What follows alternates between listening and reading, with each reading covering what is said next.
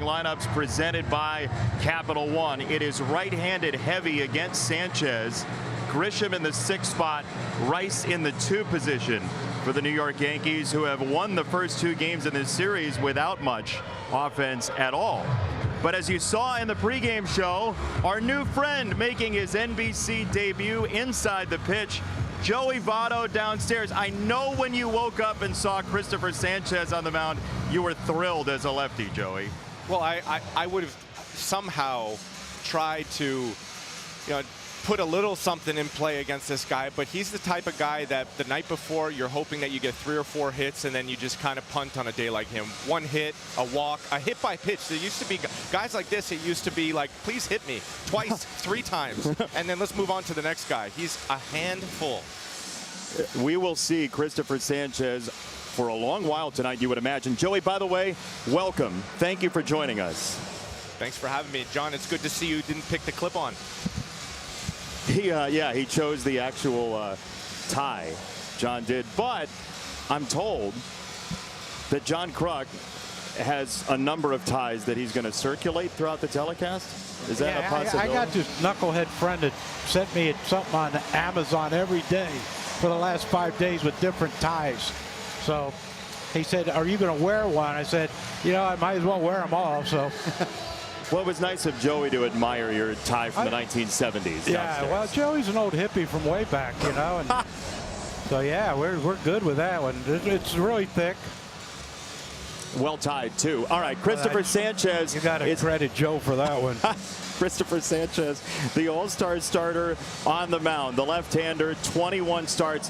The changeup, John, is absolutely devastating as a pitch. That lefty changeup. Yeah, and when it's on, it's going to be a long night. He's had some struggles with it command-wise, but I think the thing about Christopher Sanchez's changeup is, and I've asked him about this, and he doesn't know when it's going to happen. It can fade away from a righty, or it can cut in on a righty, and that's got to make it doubly as tough to try to hit if you're a right-handed hitter. Well, the one thing it always has, though, is that plus depth. An extra 5 inches more than the average depth in his changeup. And he's also got an outstanding slider to go with that. He throws those combined about 60% of the time. The sinker's gotten hit, and we'll get into that over the course of the game. But the Phillies defense, John, surprisingly so, has been bottom of the league this year. Well, yeah, it's been... look, offense we know is going to come and go. If you talk to Larry Boa always said defense should never leave you, and that's the truth. But it's been a rough year defensively. Trey Turner's had his struggles. Bryson Stott's been fantastic, but if they got to clean that up, the deeper they get into the season, if they want to be go deep into October. Especially if you're going to be led by 3 massively talented starting pitchers. You're going to play low-scoring games. And you look at Christopher Sanchez, he's an extreme ground ball pitcher, right? So that infield defense becomes really, really important. This should be a great one tonight. 2 cornerstone franchises in Major League Baseball. A great crew on hand. We thank you for joining us. And the first pitch tonight is swung on and fouled away by Paul Goldschmidt, who has just absolutely tortured left-handed pitching this year. And this has been the last 2 years, and really his whole career. 333 with 9 home runs off of left-handed pitching this year. A big one Friday night. They won 1-0. They're the only run in the game for Paul Goldschmidt and the Yankees, as that sinker is in there for a strike. 0-2. That's the fastball he throws. The sinker for Christopher Sanchez. Yeah, we talked to Donnie Mattingly, and he said he's going to have to throw that sinker into the righties like he did right there to Goldschmidt. He goes slider that time. A ball and 2 strikes on Goldschmidt. With 2 strikes this year, Don Mattingly has seen Christopher Sanchez have the league slug 100 on his changeup with 2 strikes. That's slugging, not batting average. That changeup is poked into left. Boy, Joe, that is quintessential Paul Goldschmidt against a lefty. Yeah, he doesn't have the bat speed and the power that he used to have, but he is a contact guy that keeps it really simple. He gets his foot down early, and he just tries to get the barrel the bat to the ball, and he does it, and he's strong enough to hit it through the infield. And the important thing there is you saw him go down into his legs, not forward, and that keeps you from rolling over. And he's also sending the message to the team, hey, with 2 strikes, we're going to compete. We're going to put the ball in play. It's going to be really important for the rest of the roster to follow through. So, Joey, you're inside the pitch with us today. You feel that throughout the dugout, that there is a full kind of team concept that gets played out by the first batter? Yeah, Paul's hitting leadoff for a reason. I think Aaron's trying to send the message, hey, we're going to be tough with 2 strikes. We're going to be aggressive from the first pitch. As Rice is here to slice this to center, Crawford the catch, 1 down. You were saying? I think we're going to see aggressiveness all day. I mean, this might be one of those games where Sanchez is either out of the game or has 85 pitches through 8 innings, because the Yankees know that as you get deeper into the at-bat, you get the changeup, you get the slider, and not many of the guys are like Goldschmidt where they can put the ball in play. Hopefully they follow suit. Yeah, that wasn't a bad pitch by Sanchez down in the zone. Just better hitting by Goldschmidt. Here is Ahmed Rosario, who swings through a slider for strike 1. This is a guy that has been great the last 2 years and his whole career against lefties. Last year he hit 302 with an 819 OPS. He's struggling. He's hitting 198. He's killing righties. He's opposite this year. Who can figure it out, Joe? It could be an ABS thing, guys. You know, the zone. No, I'm serious. The zone has changed. And I think that can, especially with the right-handed hitter, when both balls were called, when both sides of the plate were called a strike off the plate, now all of a sudden the zone is much tighter. Everything feels like it's more in the middle of the plate. That may aid Ahmed Rosario. On 0-2 for him as a righty against a lefty. Sanchez tried to challenge there, and Ben May, the plate umpire, didn't see it at first. So let's see. They're going to give it to him, and I don't think he's going to be right. Ball being challenged by the pitcher. Never trust a pitcher, Joe. No. Oh boy, early They want challenge. everything. Yeah, That looked really high to me. Yeah, it is. Yeah. Down to 1. Ball confirmed. Philadelphia. Guys, I think the aces are allowed to challenge. I think that should be a universal rule. If you're an ace, if you're Cy Young caliber, let them challenge because they earned it. Not on that though. Everything. Oh, you only get 2 of them, Joe. 1-2. I mean, Don Mattingly did say to us that he wants to use them. Yep. Can't take them with you. But he wants the catchers to challenge the pitches. And JT's been really good. He's 75%. And pitchers, your head's moving too much. I don't know how you see. 2-2. Swing and a miss. Strike 3. He buried a sinker inside, and Sanchez has his first strikeout. Maybe all he needed was a missed challenge to get him right. Well, he did seem pretty angry with that pitch. That thing, of course, you know, you look where that pitch starts. It starts in off the plate. Late decision by Rosario to try to get to that one from Christopher. Now Dominguez goes after the first pitch, and it's a ground ball to Bohm. To Joey's point, that's a quick out. Could elongate Sanchez's outing. No score.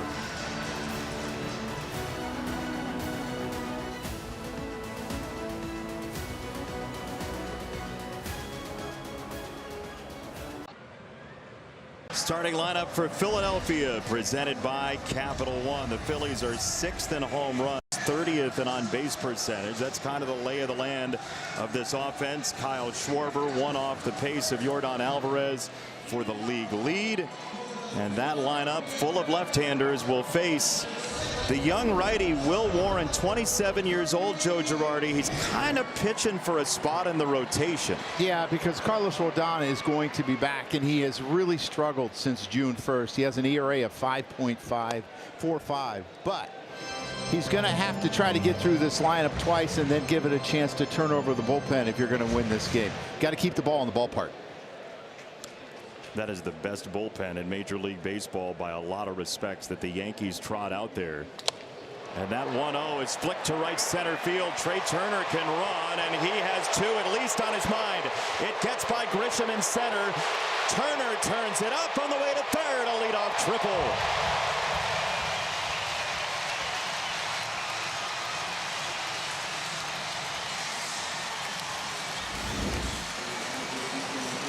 Ever since the All-Star game, I don't know why, Joe, but the outfield has been playing really fast, and you saw Grisham going after that ball, thought he had it, and then it just hits that grass and takes off for an easy triple for Trey. Well, I mean, John, I would ask, do they have to cut the grass shorter to get rid of all the All-Star stuff? It appears so, yeah. I'm almost certain that's what they had to do. You know, and I would ask you, as you were watching Trey Turner run to third base, he was going about 70%. I know. Did you ever do that, 70% on a triple? That would have been 100%, 70%, 40%. It'd have been slow. That's somehow his first triple of the year. Who's a guy who's got nearly 50 of them for his career. Well, he struggled in the first half. Yes. Big time. He has taken off this second half, and all the right-handers have. You know, you look at what JT has done, you look at what Alec Bohm has done, and that has been kind of their bugaboo. The right-handers haven't been hitting for most of the year, but they're hitting now. Yep. You have to remember some of these ballparks you get into and you think home run. You know, this is not a Kansas City.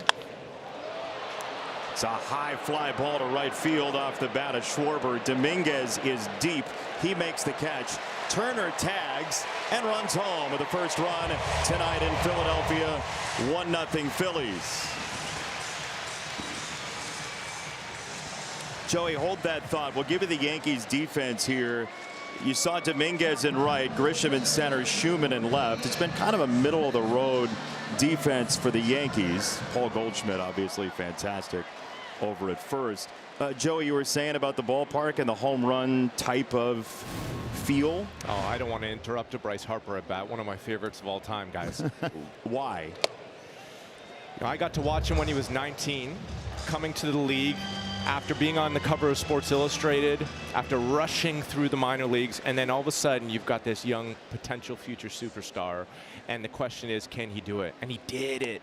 He did it, guys. Look, we get to watch a future Hall of Famer, a guy who might hit 500 home runs representing Philadelphia, and he's done it as well as you possibly can. And you know, I used to sit on the side in the visitors' dugout and watch his at-bats like a fan while I was in uniform. He's always been the next guy. Yeah. That's a lot of pressure. You ain't kidding.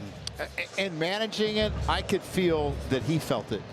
Really? Yeah, and he wants to win so bad. This guy just wants to win and win a World Series. And I think at times he might have put a little bit too much pressure on himself, but he's had an unbelievable career.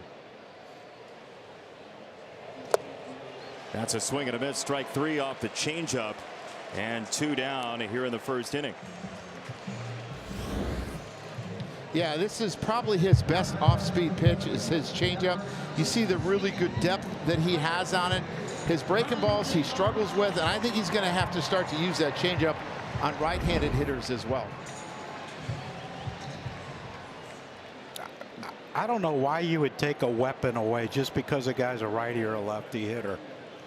If he has a good changeup, it should work against both. Yeah, I think young pitchers, they have different packages for each side when they're younger, and they're not comfortable. But then it becomes so good, it's like, yeah, I got to use this against right-handers.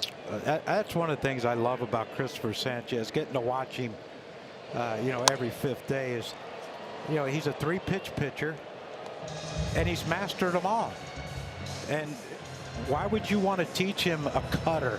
Why would you want to teach him a sweeper when the 3 are doing pretty dang good for him right now? John, I gotta disagree. I think that in time we're going to see him add a 4th.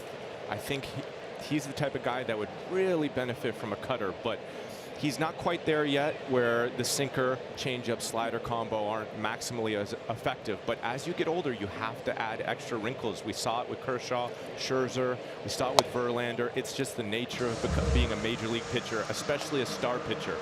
I'll be long gone before he masters a cutter. That's up to you guys now. Do you have plans to depart? I'm going to cash it in soon, I believe.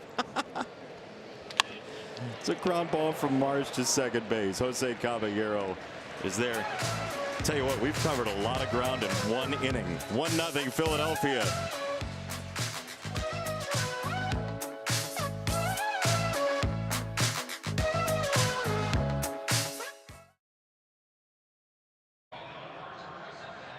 Citizens Bank Park, Sunday Night Baseball presented by Capital One. A 1-0 lead for the Phillies. And, you know, John's talking about cashing it in, but it's somebody's first game ever, too.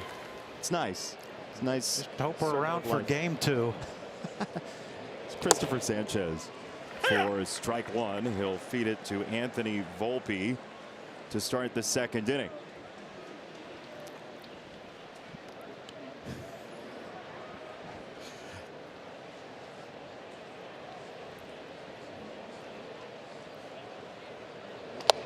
You know, this is pure entertainment sitting next to John Kruk here.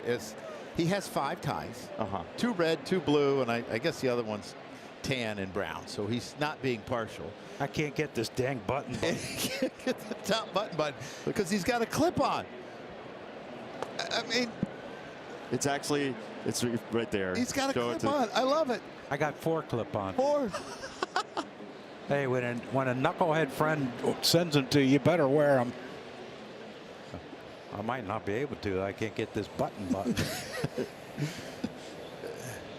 2-1. Sanchez misses to Volpe on a slider. 3 balls and a strike. John, I want to read some stats to you. All right. Christopher Sanchez's last 31 home starts, right, which is basically a year. What's he, 29 and 27 and 4 the team is. He is 14 and 1 with a 1.63. Hitter's ballpark. Yeah, in 199 and a third innings pitched, 230 Ks. Good luck. Yeah, and Jesus Luzardo's just the opposite. Yeah, that's why he's throwing tomorrow. In Miami? In Miami. Yeah, or the next day. He's pitching on the road. He didn't do too bad game 1 of this. No, he was pretty good. That dang Goldschmidt guy. There we go. Oh, he got it buttoned. Yeah. God, look at that. Arms. That's the biggest drama so far tonight. Arms are cramping. 3-2 misses inside. Ball 4. Leadoff walk for Volpe, and we'll see if the Yankees have any mind to activate the run game, in part because without Aaron Judge, the home run number, of course, is gonna decline. Well, and their average without him, they're 29th in baseball since he left at 223. And their K percentage is the highest in baseball. So they have to find ways to scratch runs across, stealing bases, maybe a sacrifice here and then to make it easier for a guy to drive a guy in from third. Christopher Sanchez is not going to walk many people. I mean, that's unusual. But you're going to have to find ways to scratch runs. It's crazy to think that he left and it's an automatic cause and effect. He's gone, and then all of a sudden the offense changes. You know, I was out for a bit back in 2012 during probably my best year, and the team won 21 of 22 games. So I didn't feel. How'd you feel about that, Joey Votto? They said that, why don't you just trade this guy? We're good. But for 2 weeks, the Yankees offense was really good. It was actually scoring more runs than when he was there. Chopper to second base. Stott has to wait for it, and they'll get the lead runner, and that's all. Volpe is out. Grisham to first with 1 away. But after those 2 weeks, it was like a team slump. Everyone was slumping. You see this high chopper. You got to make sure you get one here. And Bryson Stott did not rush and try to do too much. Well, that's the thing with Bryson Stott. He has that internal clock that's really good. Very heady ball player.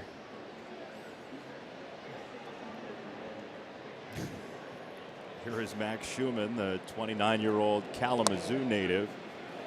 And that actually looked like it was challengeable.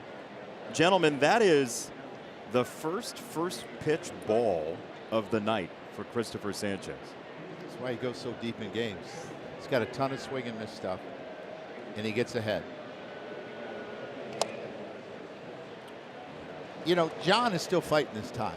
He is, yeah. Yeah. Why don't you just clip it to your headset? I don't know how to do it. It's a battle. It's a real battle. You guys let me know how the game's going. What? That's a strike. It was a sinker, John. It was a sinker, top of the zone, 2-1. What was easier for you? Where most sinkers Facing Randy go. Johnson or putting this tie on? Oh, Randy. A lot easier than this. Great question. Thanks for bringing up old memories, Joe. Yeah. We wouldn't at all have that video in the hopper, by the way, just in case you wanted to see it, John. Just let us know when you want to. Might, Oh, they're up. I hear the music. No. Let's watch Christopher. Seen enough of that fiasco. Where were you going there? Wanted to go home. 2-1. There's that changeup. Guys, when you look at where he places that changeup, it is like I mean, it's like 60% of the time it's below the zone. Yeah. It's because it's got such great depth to it. You know, the +5 inches more than the average changeup.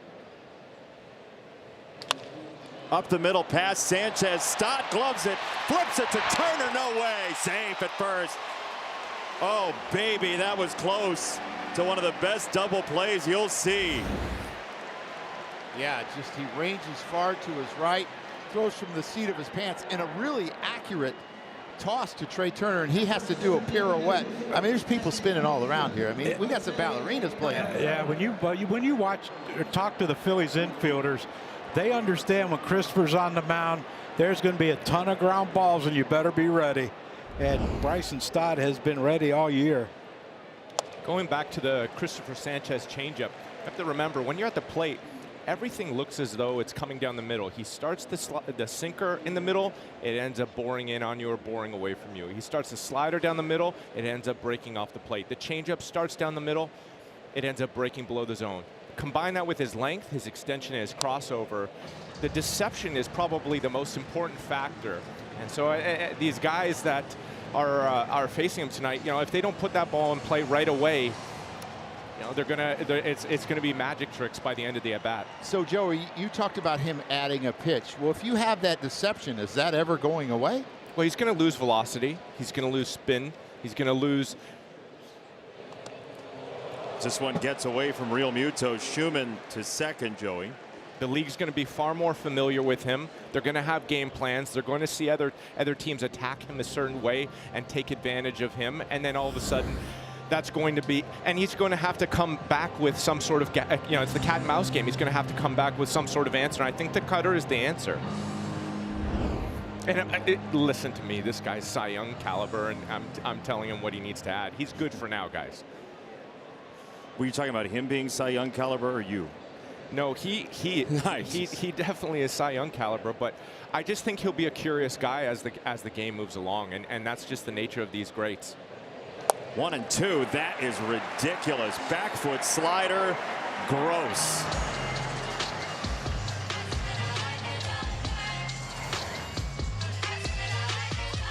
No chance.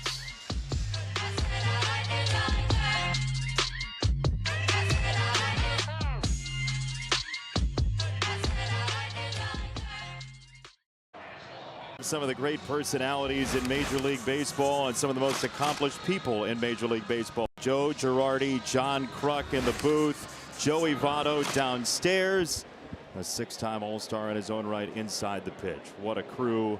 John Kruk's tie has also joined us here at the ballpark as Will Warren throws his 5th straight first pitch ball, which living there with a Philadelphia team that doesn't beat you with walks but beats you with homers could be dangerous. Very dangerous, and getting ahead for him is so important, and he likes to tunnel his 2 fastballs, the 4-seamer and the 2-seamer, and the 2-seamer has a lot of run to it, and he can do it with the changeup as well. So it's important for him to get ahead.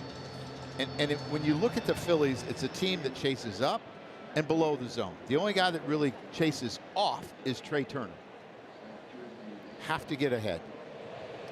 This 1-1 is a little bit low. 2 balls and a strike from Warren, who is a native of Mississippi. He went to Jackson Prep down there, just like Connor Griffin.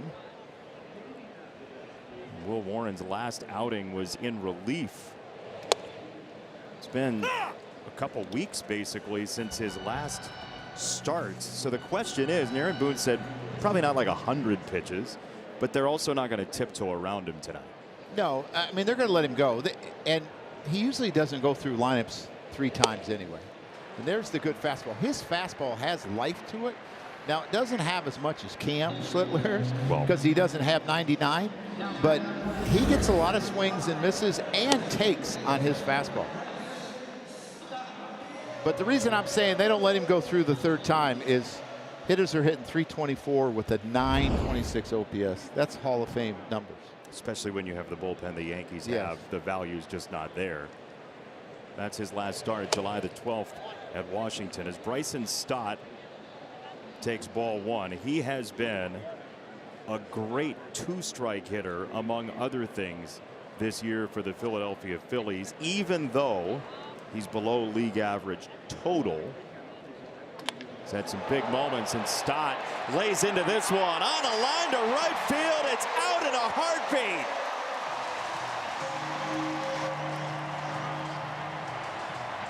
A clothesline from Bryson Stott and a 2-0 Phillies lead. That's one thing kind of rare with Bryson Stott is, you know, he takes a lot of pitches. And he went up aggressive, though, against Warren. Put the Phillies up 2-0. Well, to your point, he's behind in the count, and it puts you in a tough position when you're always behind.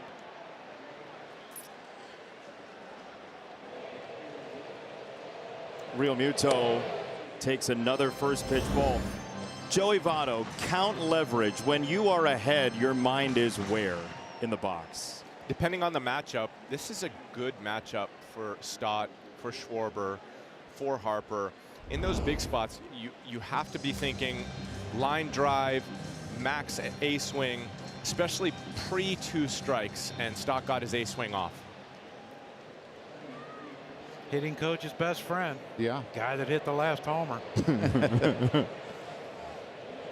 John, I got to ask you, JT has been changing his, not his stance, but the way he grips the bat. Why is it that sometimes he'll choke up, and then now it looks like he's closer to the end of the bat? Why is he doing that? You know, when he was at his best offensively, he choked up the whole time, and now it's like, I don't know if he's caught in between. I don't know if he's just trying to change stuff up because it's been a struggle offensively for him. Well, his identity was power guy. You know, he had plenty of home runs. He was that combination of speed, great catching ability, and then plenty of home runs. Maybe he's trying to get back to that, because if I'm choked up, I don't expect the ball to clear the fence. But John, and I know it's going back a few years, and I had a number of foul tips in my career, so maybe my memory is always not so great. But I remember him always choking up when I managed him. I think it's, and you see how the knob goes out as it gets below. It makes it easy for him to choke up. Barry Bonds did it because he wanted the barrel in his hands. Ooh, called strike 3 and no challenge from Real Muto there. That fastball swung back.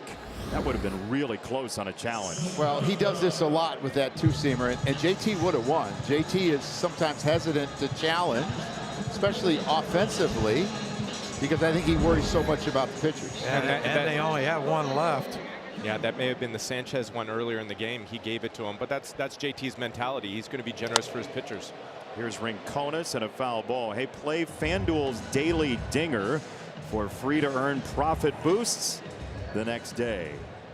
Here you see some home run odds. Trey Turner plus 800. Kyle Schwarber always pretty short odds at plus 260.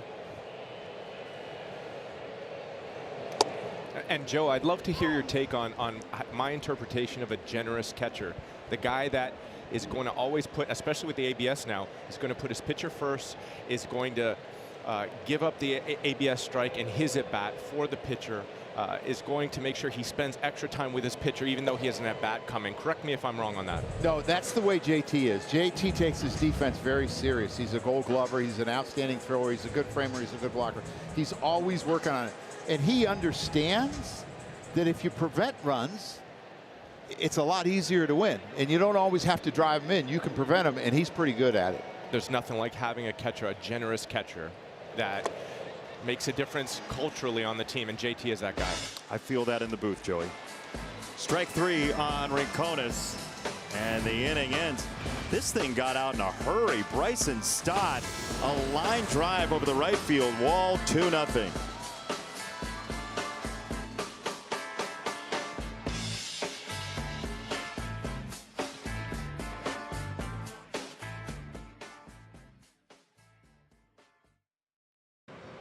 Philadelphia over New York, top of the 3rd inning. Joey Votto's downstairs, John Kruk, Joe Girardi, Jason Benetti, Bob Costas will join us, our entire crew, this Hall of Fame weekend on the side of the All-Star game this year's Citizens Bank Park. As Christopher Sanchez throws ball one to the Yankees catcher, Ali Sanchez, in just his 74th Major League game among 6 separate Major League teams. He's done a really good job with the pitching staff. He caught Friday night that 1-0 game. The Phillies had a chance to win that game late in the game, and he did a really, really good job calling pitches. A lot of sliders early with the right-handed bats in the lineup for the Yankees. That is the 3rd pitch he uses, but it's certainly a quality pitch. Yeah, it's devastating against both righties and lefties, but when he can bury it at the back foot, he gets a lot of swings and misses. Well, Goldschmidt swung at the very first fastball of the game, so maybe Sanchez and Real Muto sense that this is going to be their approach. They're going to attack the sinker, and you know there's a 500 slug roughly on his fastball, so maybe he's thinking, you know what, I'm going to go straight to the nasty stuff right away. And from a catching standpoint, there are so many hitters, and I don't know if John and Joey, you were this way, that they'll take a first pitch breaking ball a lot. They're not real aggressive on it. They read it and they say, okay, stop swinging, and it's a free strike. Yeah, it's that give and take. If you face a guy, and you will face a guy, Sanchez is going to go deep enough into this game where they'll face him a 3rd time through. It's that give and take of, you know, I'm going to lay in the slider or the curveball, but I've given you a lot of information. And as hitters, we're trying to collect as much information as possible. And Christopher Sanchez is trying to give you very, very little. And that's essentially tonight what he's done. Every bat short. He's getting through this game with pretty good pitch count. And, you know. Well, Joey, he also just gave them a sinker to a spot where if it's a changeup, it's a swinging strike 3 likely. You see how he tunnels off of that sinker. And the next one is a high slider. But, you know, talking to Real Muto, talking to Don Mattingly, they both said today from their respective positions, all 3 pitches look alike. Yes. Coming out of Sanchez's hand. Even Don Mattingly from that dugout position, the first base dugout position, feels like he can't tell sometimes, as that is in there. He just tucked in the sinker and blasted Sanchez for strike 3. Well, as you were saying, he tunnels it, and what he does is he tunnels back and forth with his sinker and his fastball, and this fastball's in and it's actually off the plate, but that's 96 miles an hour and it's coming back. And then he tunnels, in a sense, the sinker going east and west. It's going to the left if you're looking at our vantage point, and the slider's going to the right. First pitch sinker right there. Easy ground ball from Goldschmidt. 2 down. And something to remember, the strike zone has changed with ABS. And if you're going to be tunneling pitches, it has to be in the middle of the plate. So it's going to be fastball, middle, and change up off of it. But in the past, it used to be, you know, backdoor attempts outside of the plate, front hip attempts with the sinker inside of the plate. And because the zone was unpredictable, sometimes you get in, sometimes you wouldn't, depending on the umpire. Nowadays, you cannot get that. So you have to work up and down, you have to work middle and down, deception, in and out. He feeds in a sinker there for strike 1 to Ben Rice, who lined out to center in the first. And Joey, we're just at the vanguard of that. We're just at the start of that as hitters and pitchers both adjust to this new system. I think that the game, and this is an odd thing to say, hitting, pitching is going to become much more 3-dimensional. In the past, it was horizontal. Away, front hipper in, let's see how much we can get off the plate. But now you don't have all that space, and the zone is very much the heart of the plate. So how can we change speed such that, you know, this changeup looks as though it's in the center of the plate, but it ends up bottom of the zone or below the zone. This fastball that's spinning at the top of the plate looks like a strike or looks like a ball, but ends up clipping or ends up getting swung through depending on the style of the pitcher. And I think that that's where we're going to lean into going forward with the pitcher-hitter relationship. 2-2 on Rice here. Joey Votto downstairs, John Kruk, Joe Girardi, and a 2-0 Philadelphia lead. 2-2 for Rice from Sanchez.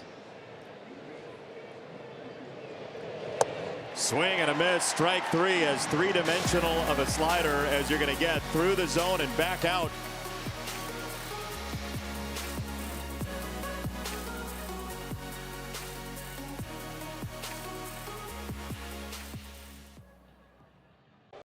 Season ticket holders now.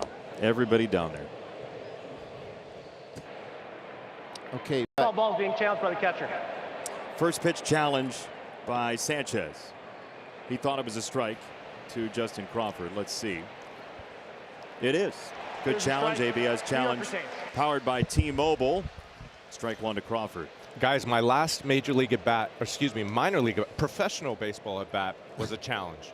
My very last one was a strike three challenge, and that was my career down in Buffalo.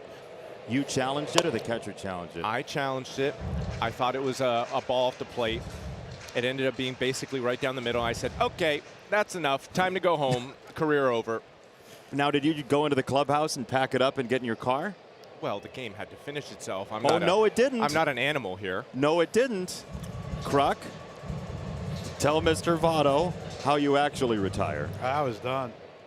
I got a hit on left. That was a lot of smart people that came up with that idea. Trust me, it wasn't me. Robin Ventura and Jim Abbott, Ozzie Guillen, Kurt McCaskill. We were drinking up in Abbott's room after he got traded. Water. Jason, don't. I wasn't thinking anything, John. But yeah, so they came up with that idea. Ground ball to second base. One down. Trey Turner had a triple in the first inning, and you would definitely think, by looking at this booth and their career histories, that these are triples experts. They are. John Kruk and Joe Girardi in the biggest stage in Major League Baseball. This is John hoofing it to third in Atlanta, and then Joe Girardi with one of the biggest hits in the World Series in 1996, sprinting on to third. Well, I'm just thankful Marquise Grissom was playing me like I was a Little League player, because that ball didn't even hit the track. Yeah, David Justice didn't play that one well off the wall. Yeah, well, at least you hit the wall. That was my best bolt, though. That's a problem. You weren't sprinting out of the box. Both of you were thinking three. Well, that's the influence of Don Zimmer. You're always thinking that extra base, you know, that he loved Crucky. I mean, he used to yell at Crucky about what to throw him. It's a big chopper. First base, foul ball. It's foul. Yeah, I used to get so upset with him. He'd yell at the catcher, throw him a split, throw him a... Like, I knew every pitch was coming, but I would take him because I thought he would lie to me. This is a hard call for the first base umpire, Brennan Miller, because he's behind the baseball. But let's watch this. He was trying to come back fair. It really was. It hung up there for a while. But that's pretty well direct down the line where we have that robo camera. Yeah. That's the sort of call the umpires lose sleep over, I'm convinced of. Oh, sure. Joey, did you have it foul from your vantage point? Yes, I agree with the first base umpire. Good work. That's not what happened your last big league game, though. You didn't agree with the umpire. I got tossed. Okay, so oh boy, a failure at the minor league level and a major failure at the major league level. I was tossed out of my last game. I was arguing balls and strikes, and I said to the umpire, "You just threw me out of maybe my last major league game." And he goes, "Well, why did you argue? Why are you getting thrown out of the game?" And I said, "Oh no, that's a really good point." And that was it. Career over. Not bad. Wow. Neither one of you finished your last game. For different reasons. Mine because I was done. Well, because you wanted to hit exactly 300, I did right? not have any idea. You didn't know? Well, because this plan got concocted when we were up in Boston, and I went 3 games in Boston without a hit because I was going to get a hit and walk off in Boston, but I was 0 for 3. Then I was 0 for Friday in Baltimore, 0 for Saturday in Baltimore, and I thought, well, maybe I'll never get another hit ever. So you might as well get out while you can. Got one and got it and left. Well, speaking of round numbers, this guy is Kyle Schwarber's, I think, starting to head towards maybe some big numbers going forward. To go from 56 last year and maybe another big year this year. What do you guys think? He would be the first Philly with multiple 50 home run seasons. He's got 373 in his major league career. This is game number 1,393 for him. One of the best home run hitters of our time, and 2-1. Now, okay, 3-1. Joey, talking about the numbers that he's put up, this is a mighty dangerous pitch. This is not a good place for Will Warren, and you know that's the advantage of having Bryce Harper behind you, because I think we're going to get a pitch. We're going to get something here, but yeah, ball 4. Yeah. He took it all the way, so it's a 2-out base on balls, and that will be Bryce Harper batting. Hey, watch the new film, The Odyssey. Written and directed by Christopher Nolan. The mythic action epic is the first movie shot entirely with IMAX film cameras. The epic is in theaters now. But guys, if there was a walk in front of me, if I'm Bryce, especially a guy that they're afraid of, I used to be shaking at the plate with rage, just thinking, you think you can walk this guy in front of me? And Bryce is, of course, of that caliber. He's one of the greats. But you almost take it personal that you walk a guy in front of a great player like Bryce. And I'm confident that he has that chip on his shoulder in this moment.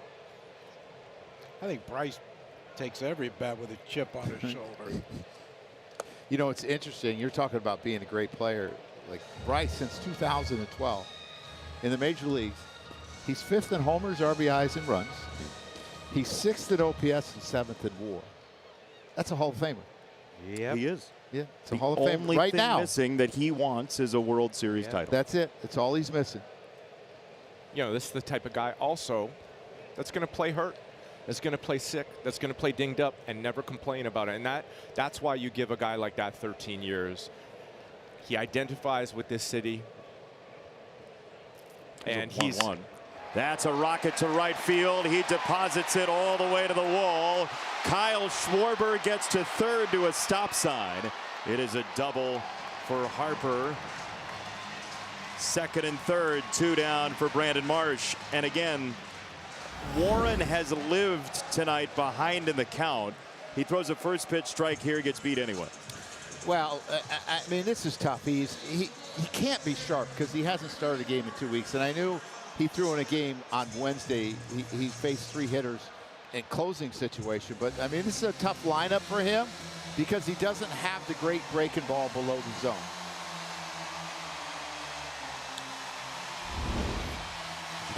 Beautiful swing by Bryce there, by the way, but like millimeters away from that ball going off the second deck. He's at second. Second and third, 2 out after this. Let's look at the Capital One Bank guy who suits up every day. And that's key because Capital One cafes are open 7 days a week. What's in your wallet? And this is, if you're Ali Sanchez, you cannot let Marsh beat you here. I know he's struggling, and Alec Bohm has been somewhat hot, but the splits are a lot different. And Alec Bohm struggles off of right-handers, only hitting 220. So, to me, he's got to hit my pitch, and he's got to chase, get ahead, and make him chase. And if not, you walk him and you face the next guy. Guys, this is the game right here. This moment right here is the game. First one, ball 1. Why do you say that, Joey? Well, you've got Sanchez on the mound who's rolling. His pitch count isn't crazy low, but enough to get through 6 and 7. But if you tack on 1, maybe 2 runs, that's plenty for a Christopher Sanchez. Base hit should double the lead. That is outside, 2-0. And Joe, to your point, this might be a pitch around without saying it's a pitch around. Yeah, and I used to hate those. And Greg Maddux used to always say, look, if I'm going to pitch around with someone. They're going 4 now. Yeah, they're putting him on. I'm going to pitch around him with my fastball because I got the most control. Yeah. So there is the intentional walk. Bases loaded. Alec Bohm. And John, before this series, he was 9 for his last 21. He came out of the chute post All-Star break pretty hot. Yeah. Alec Bohm did. Yeah, but you know what he does? I know he struck out his first at bat, but he's a contact hitter that will, I think, eventually will figure out power to where he could be a 20, 25 homer guy. But he does put the ball in play more often than not. And he stays in the middle of the field. Yeah. I mean, this guy, when he came up 2020, he was second rookie of the year. He came up after a few games. He was a good run producer then. Yes. I mean, for his career, he's hitting 306 with runners in scoring position. 299 this year. In part, Joe, he's got the lowest whiff rate of anybody in this lineup tonight for Philadelphia for a guy who, as you said, John, is kind of a power hitter. Yeah, that's why you love him in the middle of the lineup behind Bryce and Kyle. And, of course, against a lefty, he's going to hit fourth. Yeah, foul 1 and 2. And what I love that he does, John and Joey, is that he stays in the middle of the field. He's not trying to pull. Yeah, he takes that Tony Perez approach. Tony was, I talked to Tony about, RBI situation. He said if you think the middle of the field, you're going to have a lot of success, because if you're ahead, you can hit it, you can pull it, but keep it fair. If you're behind, you can hit it the other way and keep it fair.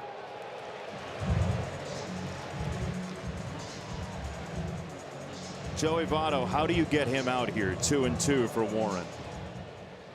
It looks like he's attempting the high fastball, and Bohm looks late on the fastball, and especially with 2 strikes where you have to read and react, that's not good. 2 and 2. He looked to a sweeper. He looked more on that one, and I think that Warren got lucky there. That ball, and it almost ended up in the left field seats or in the gap, but he looked late on the fastball, getting to 1-2. So we'll see. We'll see if they sense something from that slider swing.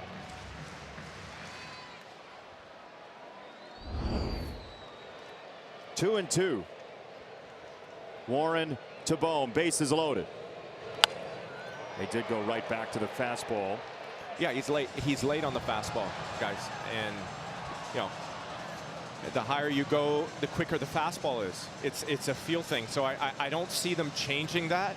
I think they would be mistaken going to something else in this situation, because he hasn't shown anywhere near a fastball on time swing yet.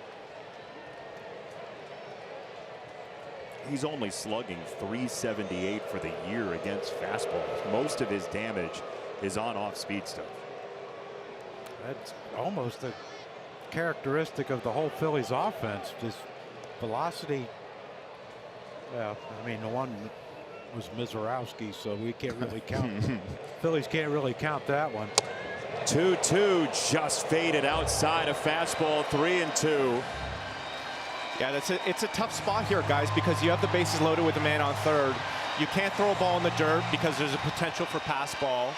You can't split the plate with a slider because he took a reasonable swing on it. So I think we're getting a fastball here with a bit of height, but if you go too high, then all of a sudden you walk him in.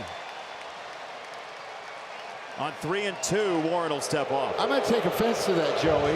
The ball in the dirt's a wild pitch. It's not a pass ball. Stop blaming the catchers.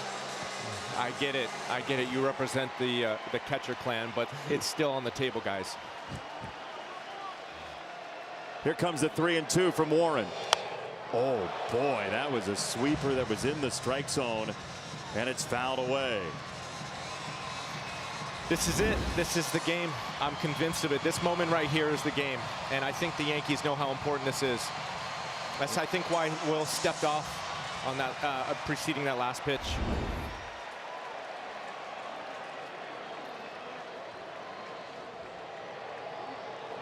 Pitch number 9.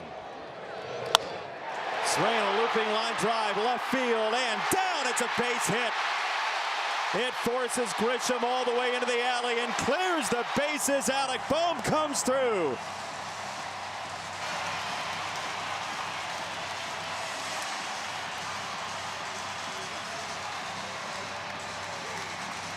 Oh, this is tough. It's 2 balls misplayed by the Yankees outfield. Of course, the first inning off the ball, Turner, that Grisham didn't quite take the right angle, and right there, that dive, Schumann is just nowhere close to catching that ball. And 3-2, 2 outs with the speed of Marsh. He scores easily from first base for a big bases clearing double by Alec Bohm. And I'm not sure if he would have made the catch, but there's a situation where you really miss Bellinger. Bellinger's the best left fielder in the game. And Schumann is an infielder by trade, and he has been fantastic for the Yankees wherever they have put him, but it's not easy. And Brandon Marsh did a great job running on 3-2. He took off. He was around second base when the ball landed. It's a great point, Joe. Not only do you lose some of that offense, but you force Bellinger out of left field, and it was that close. Yeah, and Marsh was around second base when the ball landed in the outfield. Just great base running.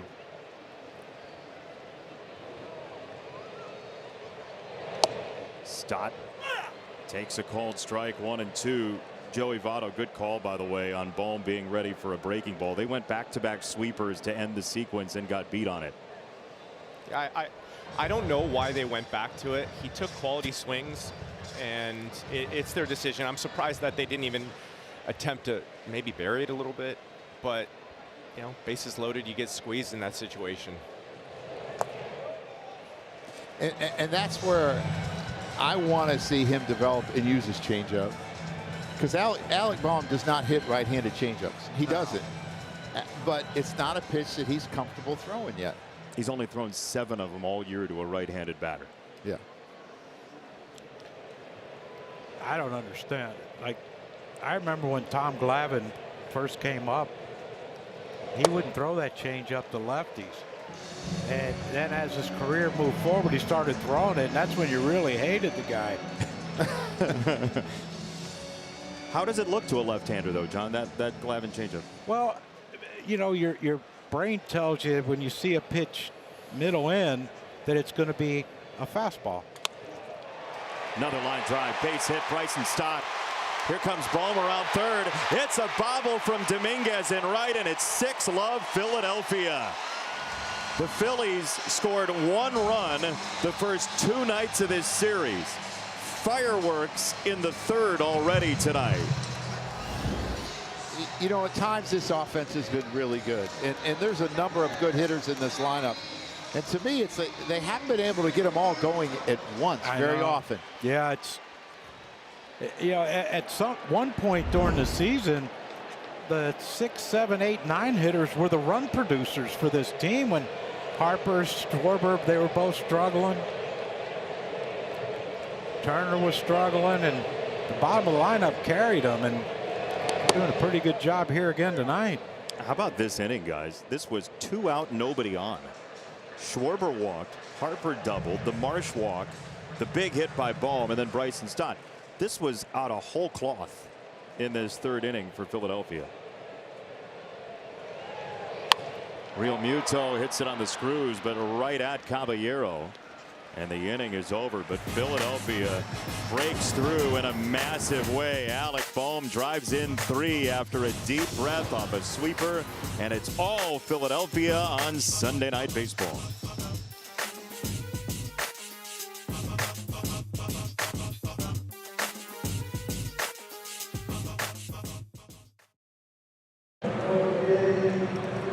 Back at Citizens Bank Park, the Phillies, breaking out of their recent offensive doldrums, lead the Yankees 6-0 after 3.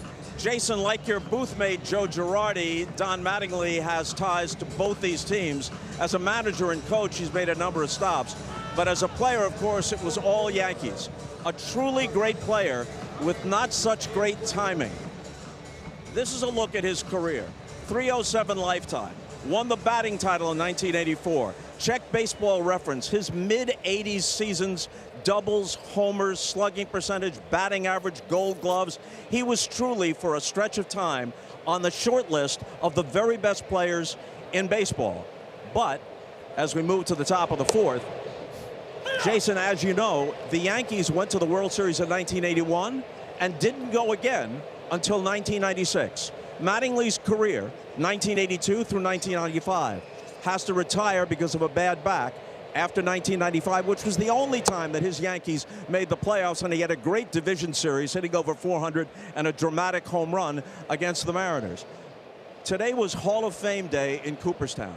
I don't wish to diminish the credentials of anybody who's in the Hall of Fame. The least worthy of them had a tremendous career, better than the vast majority of players in the history of the game. But there are players in the Hall of Fame who never were as good as Don Mattingly at his best. And that wasn't for one mercurial season. It was for a run of seasons, like Dale Murphy, like Dave Parker, who only got in through the Veterans Committee a year or so ago. There was a time when they were on the short list of the best players in baseball, and it was for a stretch of time. Donnie Baseball belongs in the Hall of Fame. Yeah, Bob, I think we're all with you up here in the amen booth. to that. Absolutely. When I first learned first base, because I never played in the minor leagues first base, but when I was learning, I watched Donnie and Keith Hernandez. Trey Turner, sorry, John. Trey Turner's hearing about it here off that ground ball from Rosario. The 4 misplays on Monday. This goes as an error. And again, John, it's him coming in on a ball. Yeah, it just this whole year has been a struggle for Trey. Last year he was really, really good, but this year it's just been. And the thing is he's not sugarcoating it. He admits that he's terrible this year defensively, and he called it a defensive slump.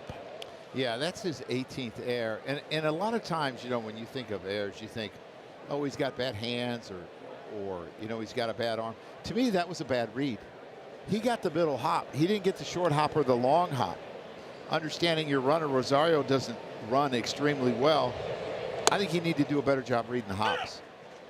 How would you have wanted him to approach it? I would have had him attack it more and try to get the short hop. And then he's got plenty of time to set his feet and make a throw. Yeah, I've had stretches like that during the course of my career, and the solution is always attack. Always attack the ball, and it just looked like he was not quite on the attack, and I've seen he can't see the ball. Yeah, into right field. Rincones finally does catch on to its location. I think he was trying to trick him. He tricked me. Well, he had the thing with the sunglasses earlier in the homestand where he flipped the sunglasses down. Took him off his head and put him over his eyes. Right. Yeah, I think he was trying to fool him right there. Well, we had the play in the earlier game of the Tampa Bay Cleveland game. I think he knew. You're right, John. There was a play in the Tampa Bay Cleveland game where the ball short hopped Stephen Kwan. One umpire called it a hit, one called it an out. This is launched to left center by Anthony Volpe, and it's down off the wall. Rosario to third. He'll stop there and squeal the brakes, but the Yankees have 2 on with 1 out here in the 4th. Yeah, really good approach by Anthony Volpe. He lets this ball get deep. It's a sinker. And if you're going to hit Christopher Sanchez, it's the fastball that you're going to hit. You're not going to hit the slider and change up and make a living. And he jumped all over it. Well, that goes back to him taking that first at bat and seeing all of the pitches. And then after seeing basically everything, you allow yourself, hey, I can swing at the first pitch because nothing can surprise me now.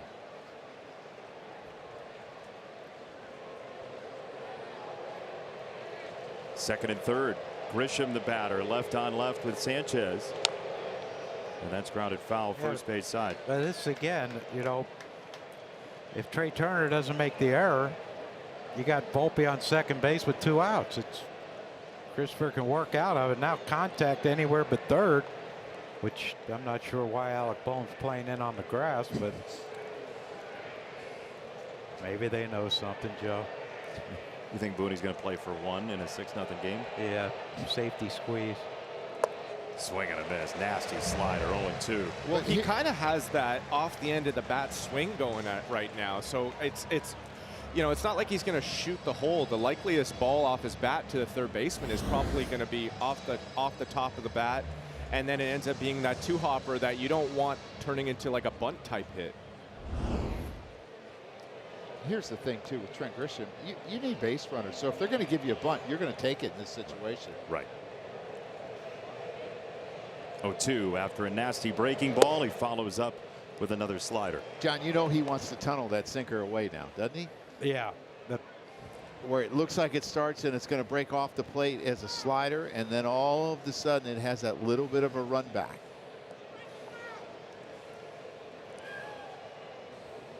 He shook twice. Well, Steps he's only on. got 3 pitches. Yeah, how many? Let's go knuckleball. Yeah, it's the third one. Those are cool hats. I want a Phillies hat. The Hall of Fame weekend hat. They're so cool. Look at that hat. That's a great one. We'll get you one. No. I'm just That kidding. is I'm right. old school there. 1-2, swing and a miss, went changeup. There's the value of a same-handed changeup. There are 2 down in the 4th. And hey, stream every out-of-market MLB game plus MLB Network 24/7, now available at a new low price. $94.99. Blackout and other restrictions apply. Visit MLB.tv for details. What sound were you making down there, Joey? Like a god, that crossover, that deception. You know, you don't know. He throws so hard that you have to be on his fastball, but then he's throwing a middle changeup that it just, you know, you're way ahead of. It just brings me back to the memories of facing all of those left-handed pitchers that would cross over and maybe hit you in the neck, maybe down and away slider. You know, you never knew. That was comfortable. Yeah, hey, that's the game. 0-1. Ooh, that's going to be a challenge, and it looks like Schumann's going to win it. We'll see. Called strike is being challenged by the batter. Ben May of Marquette University fame is our plate umpire, and an ABS challenge powered by T-Mobile as a ball. You know what? This You're ball, really New good York at these retains. challenges. You are.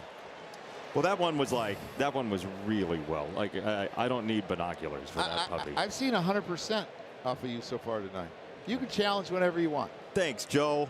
Just don't tap your head too hard. You never know what'll happen to that brain. Something will fall out of the left ear. 1-1. That if he's going to throw the changeup he struck Grisham out on, and then that one as well, I don't know what you do. Yeah. Swing and miss. That's a good answer. That's what you do. when he has a good one going, that's basically about it. 1-2.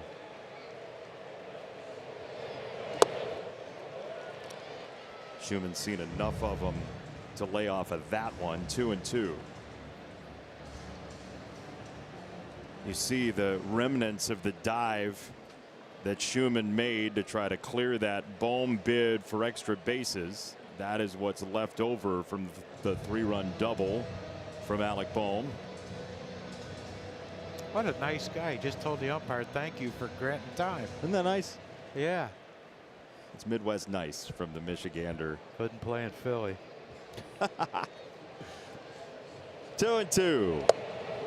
It's down again. You know, going back to that Trey Turner error, I bet you if you were to ask him, he's not angry about the error for, you know, his stat count. He's thinking about Sanchez. He's thinking about, man, I want this guy to get to the 7th, to get to the 8th, and if I'm a part of him not getting there, I'm going to feel upset about that. It's cost him 6 pitches in this at bat, and that turnstile job by Schumann is ball 4. It's a second walk for Christopher Sanchez, who's in the top 3% of baseball in walk rate. Yeah, he's got fantastic control. And Joey, that's a great point. As a manager all the time, I always thought about the extra pitches it added to my starter, or in an inning that kept him from getting deeper into the game where you have to use the bullpen. You're going to Miami Monday, Tuesday, and Wednesday. The bullpen's probably already short tonight because of the last 2 games. I mean, it has a ripple effect that's really important. Yeah, I don't think Caleb Cotham, the pitching coach for the Philadelphia Phillies, is out here because Christopher Sanchez needs pitching advice. I think he just wants to give him a breather. It's been a bit of a longer inning, but to your point, you know, this inning should not have been that long. It should have been closer to 8, 9, 10. You know, then you start thinking about, wow, this guy might get to the 7th, maybe get to the 8th inning. And that's what you want out of your ace guys, especially when the bullpen is stretched out. And this Phillies bullpen is not a strong bullpen. You know, they've got a lead right now, but I don't think the Phillies feel safe with any lead. So all these extra pitches eat into Sanchez going deep into the game. Yeah, and Don Mattingly has admitted that in this ballpark, he thinks a 4-run lead should dictate bringing in the closer in the 9th, just because it's a great hitter's ballpark. So I don't know if he wants to change the rules or. I did. I hated the fact that the 3-batter minimum, because usually if you had a 4-run lead, you wouldn't bring your closer in. Now you got to use your closer in games you don't want to. Yep. 0-1 after a slider. That's another one. So Caballero, guys, has seen 6 pitches. 4 of them have been sliders so far today. But to your point, Joe, one swing can totally flip this game right now from Caballero, who's been in the news all week.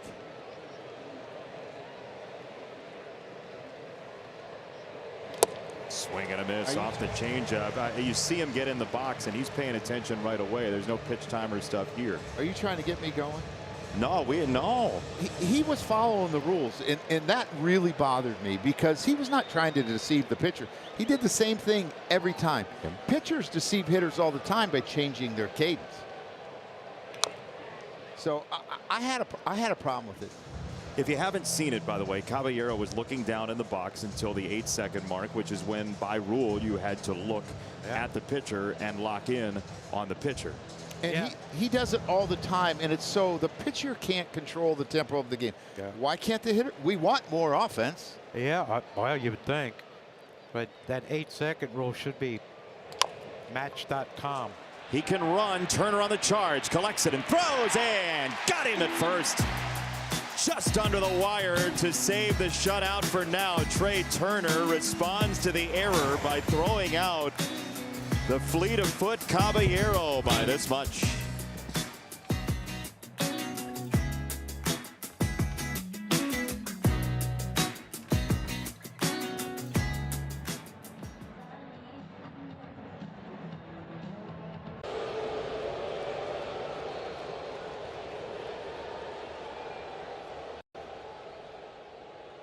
Baseball on NBC is brought to you by Capital One. What's in your wallet?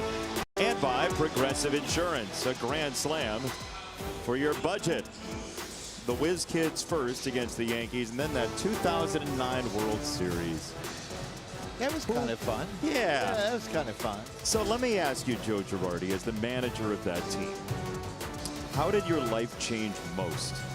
Either like fulfillment-wise or just what people said to you after that World Series win? I think it's both. Hold that thought. Chopper to third. This is a tough play and a long throw, and safe the call. Rincones beats it out on the Rosario throw. So the one thing that I wanted to do, and this is frustrating, check swing base hit, and it's really a tough play, and sometimes you get a little bit lucky, and that's important. But I wanted to thank Mr. Steinbrenner for giving me the opportunity, and I was able to do that by presenting him a ring opening day in 2010. That was a huge thrill for me. It looks like Aaron Boone's going to make a change here. Did you give one to the cameraman that took A-Rod's home run? It's a homer. Pitching change for the Yankees.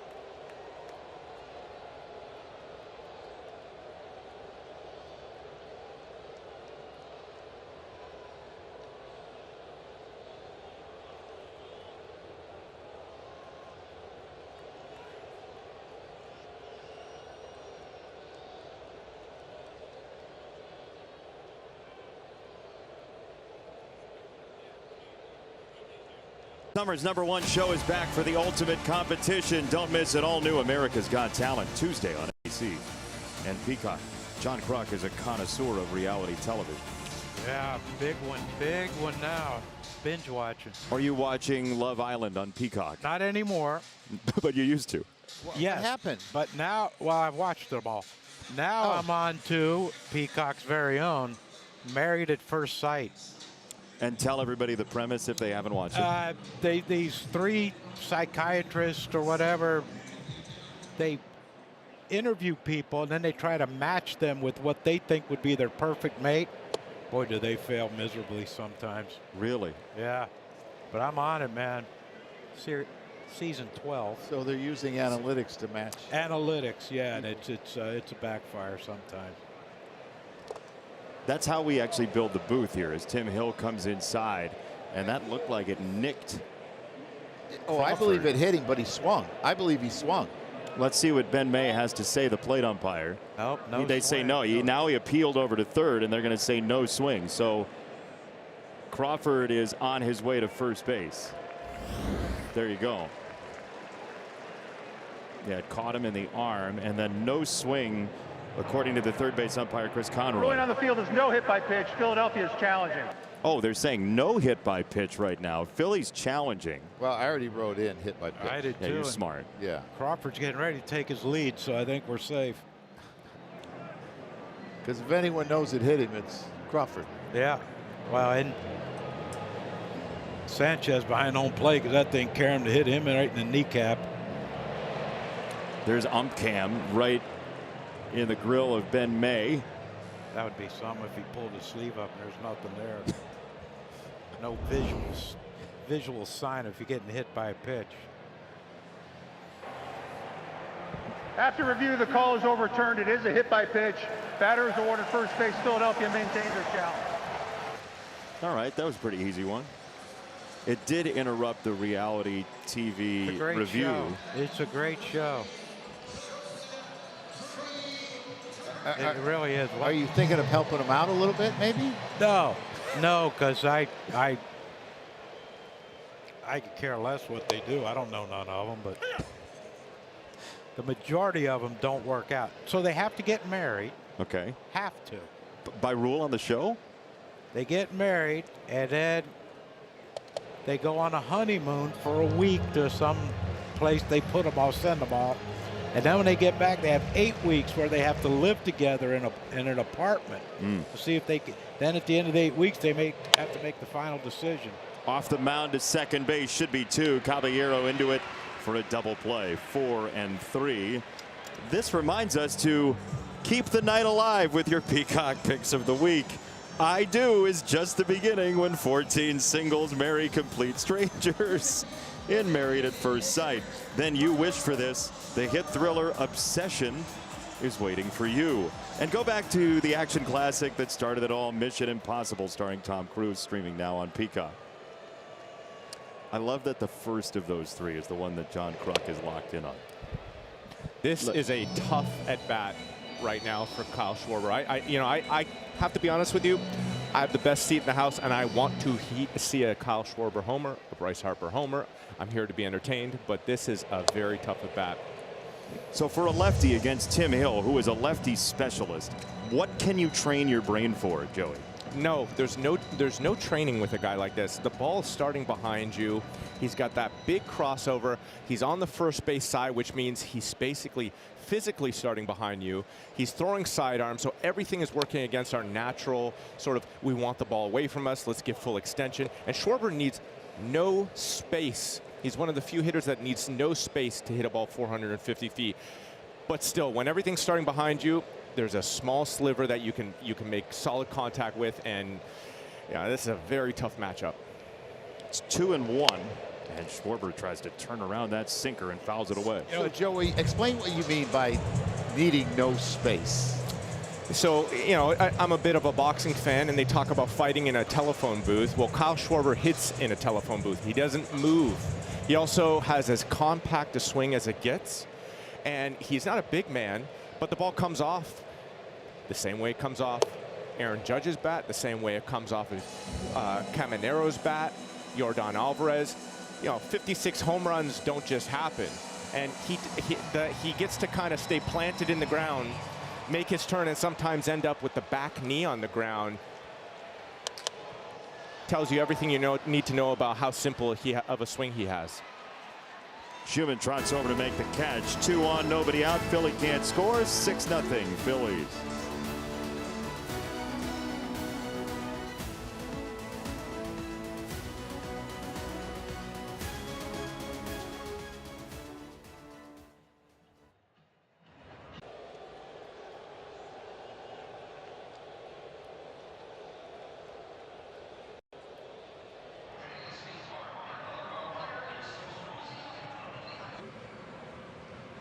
Learn more about this collection of jerseys co-designed by your favorite MLB players, including Jazz Chisholm Jr. and Christopher Sanchez at CoronaUSA.com.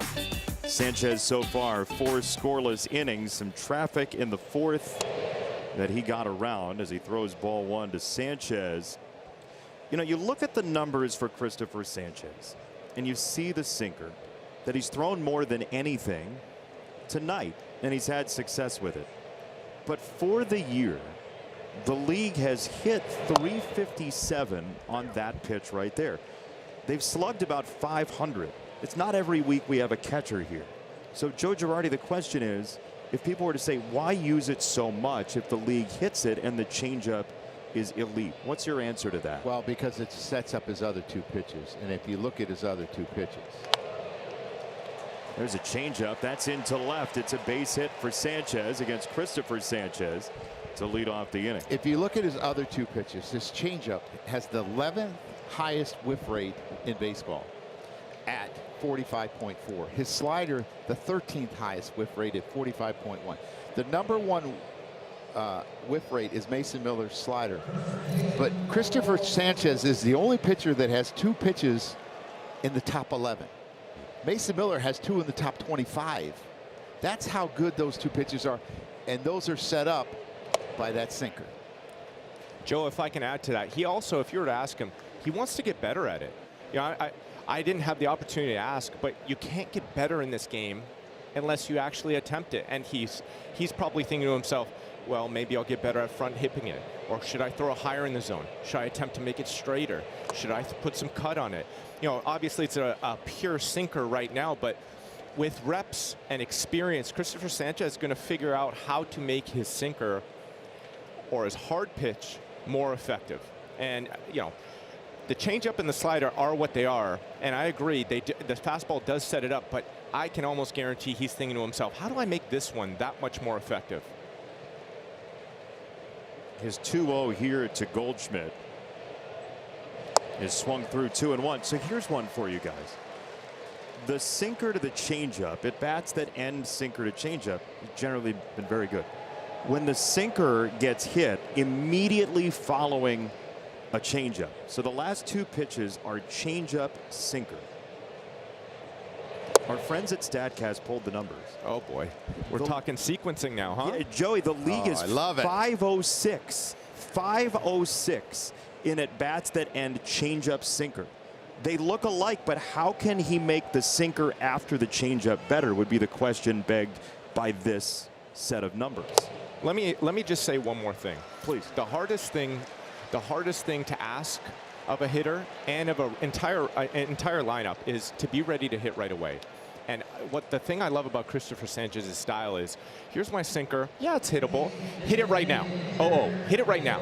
And if you miss that opportunity, then all of a sudden it gets totally disgusting. And that changeup slider combo, it's going to happen the rest of the at bat. But if you miss that sinker opportunity, there was your one chance. And here's the thing to me. His sinker only has a 13% whiff rate. Most hitters stay on the fastball and adjust to the breaking ball and the changeup. Because if you go the other way, you'll never catch up. And I think that's when he throws a sinker late in the count, he does them a favor because they're in a protective mode.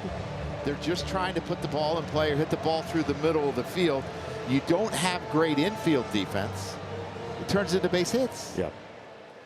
John, you're shaking your head in agreement basically with Joe as he's saying that. No, I completely agree because he does work ahead, of a lot of hitters. Looping ground ball, second base, stopped for Turner, and the turn will be late. Well, that was interesting. Are you talking about the Trey Turner look there? Yeah, Joe, I was. So you're saying right now that Trey Turner should have just been locked in on turning the double play as opposed to a glance? Well, I don't think he would have turned it on Ben Rice, but he left himself no chance with the quick peek over at Sanchez going to third base. So first and third, one out, Rosario. And the ball gets away down the first base line, and here comes the first Yankee run. That is a ridiculous way to score for the first time, but the ball gets away, and the Yankees are on the board. It's an E1 as Sanchez threw one well high of first base. He doesn't do that often at all. So I think first of all, it was a bad throw by Christopher Sanchez, but yeah, Bryce, no chance of Bryce getting that, but I don't understand. I just don't understand sometimes why you would try to pick off a guy like Ben Rice, who's got 2 stolen bases this year. Especially in a pitch-com era where you can call it so easily with a button if you need to. Like, there's no real reason to be risky there, right, John? No, he's an average base runner at best. And you're a ground ball pitcher. You're trying to get a double play. The other day he picked off a guy on that very same move, and maybe he thought it was a free out. You know, sometimes when you're in these games and you just want to, you know, in one of these innings and you just want to get out of it, you're thinking, oh, maybe I'll try to catch this guy off guard. And he thought maybe Ben Rice may have been that guy. Caught a couple people off guard. It was Ben Rice. And people down the right field line sitting there. Bryce Harper's on the list too. 2-0, slice to left center field. That's down. It's a base hit for Rosario, and Rice will only get to third. And to second, Rosario behind the play on an airmailed throw to the middle infield. Rosario with a great read. And the Yankees are using the Phillies' wonky defense to their advantage. Guys, I have to say something. Christopher Sanchez has been dominating today. He has made, the other team has made 0 hard contact. There's been plenty of infield errors. To me, you know, this is just one of those games where he's deep into the game, 81 pitches, but he's basically been perfect all day. And it almost feels like he wishes he was doing better, but it doesn't align with the reality of how little hard contact and how many errors there's been. To your point, Joey, the 5 hardest hit baseballs in this game are all by Philadelphia. The hardest hit Yankee ball was the Ben Rice lineout in the first inning. So now a conversation at the mound. It's still 1 out in the 5th. And remember, the Phillies bullpen basically was a bullpen day yesterday. Essentially. Yep. Well, this inning alone now, you know, Rosario advances to second on the throw, takes a double play out of order. Christopher's going to have to throw a lot more pitches in this inning. And, you know, the Yankees are 1 hit away from this being Sanchez's last inning. Yeah, and he had first and third, 1 out, no runs given up. And sometimes you get so caught up with giving up 1 run and you're up by 6 that it ends up costing you more. And your defense is not helping. Dominguez cranks that foul. Look out, Ben Rice at third. What a play by the ball girl. Did you see that? They've been fantastic this year, Joe. You know, they all college softball players. Watch this. You have to have experience. This is a rocket. Yeah, it is. No fear. Get up. Nope. You see how she backed up? She's trying to read the angle. Oh, yeah. She played the carom beautifully. Watch this. That's fantastic. Textbook. Best in the business. Not quite the ball dudes in San Francisco, but 0-2 on the ground left side. It's Bohm to first. Yankees get a run. 6-2. RBI ground out for Dominguez. who had a home run yesterday. So now a 6-2 game. Runner at third, Anthony Volpe, who doubled last time. Yeah, and it looks like Sanchez is only going to be able to give you 6 unless he gets a lot of quick outs next inning. Volpe hit a slider pretty hard last time. He sees a sinker for ball 1. Volpe's been very streaky this year. The first 10 games, like the first 10 games, he was really good. Then he had a 1 for 20, and then he had a great 11-game streak. And then he went 1 for 19, and just really streaky. There's obviously all the talk about George Lombard Jr. and what his role might be down the stretch. Anthony Volpe's got that at least swirling. As a 2-0. His line to left field. The Yankees are right back in this thing. RBI Volpe. He's thinking about second base, and he is in there. RBI double Anthony Volpe, 6-3. Good read at how Marsh got to that ball and left by Volpe. Yeah, and this is just a changeup. You see the spin on the ball, breaks his bat, but he's able to stay on it long enough. It's almost like you got to put a governor on your swing. You got to kind of slow it down a little bit.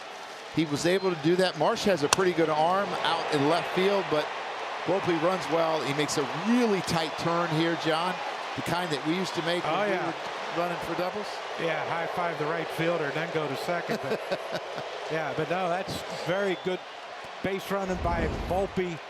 Aggressive base running. You know the run's going to score. I know a few games ago the Phillies at Dodgers.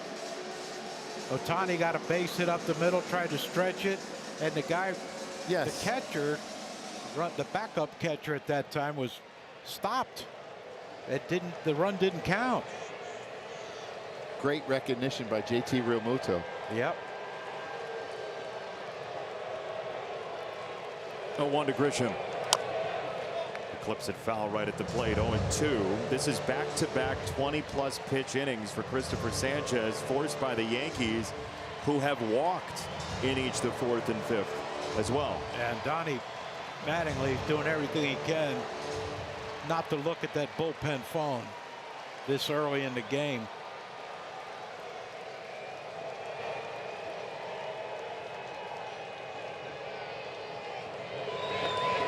This one gets away from Realmuto. Volpe to third. Well, this has gotten prettier, hasn't it? Oof. I love your commentary on things and how black and white you are. Yeah, well, yeah, there's no middle ground. Yeah. Yeah, that, well, I mean, you've had a pitcher throwing a ball away, trying to pick off a guy. And that one right there was a 42-footer. The "Let's go Yankees" chant has broken out as this is guided to second. Stott is there to throw to first and retire the side. Sanchez, one wild pitch coming into the day, 2 today. It's 6-3.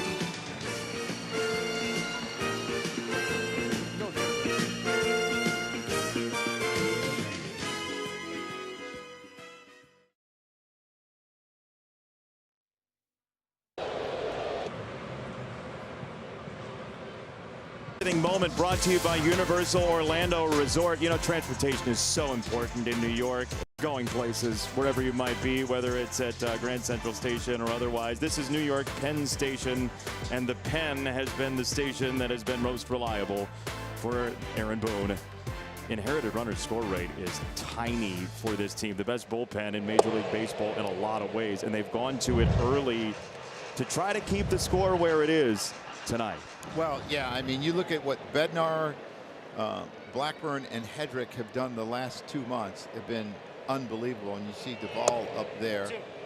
Maybe for Alec Baum, if Hill can get through the first 2 hitters, maybe let him face Baum, and because Stott is on deck. But the Yankees bullpen has done a remarkable job.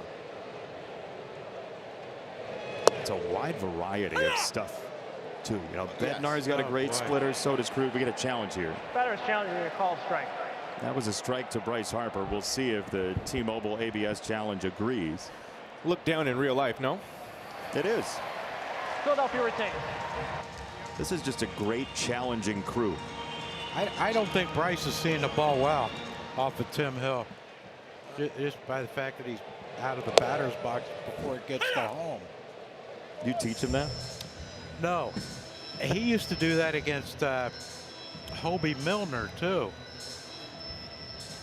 He just never picked the ball up off of him, he said. He's ready to hit here. We're going to get a swing here if it's a strike. Oh, it's inside, ball 4. Bryce Harper leadoff walk. Joe, to your point, the hot spot here is Bohm third, because Tim Hill, for all he does against left-handed batters, and he's been phenomenal, righties have really hurt him. Yeah, but the thing that you have with Alec Bohm is he's a ground ball hitter and you got a ground ball pitcher. If you want to play for a double play, you usually want to match up opposites if you're on offense. If you're a ground ball hitter, you want them to face fly ball pitchers for the offense's advantage. Yeah, you know, last year Schwarber had an unbelievable year against lefties power-wise. And I forget who the former player was he was talking to. Good piece of hitting there. Golf shot to left off the sinker to Marsh. So 2 on, nobody out. Time now to batter up with FanDuel as we take a look at the same game parlay. See what Alec Bohm's trying to do, and he looks like he's going to have to try and do it against the right-hander Camilo Doval. You were saying, John? Yeah, they asked him about hitting lefties, and the veteran player said, be prepared to die. That's got to do it, right?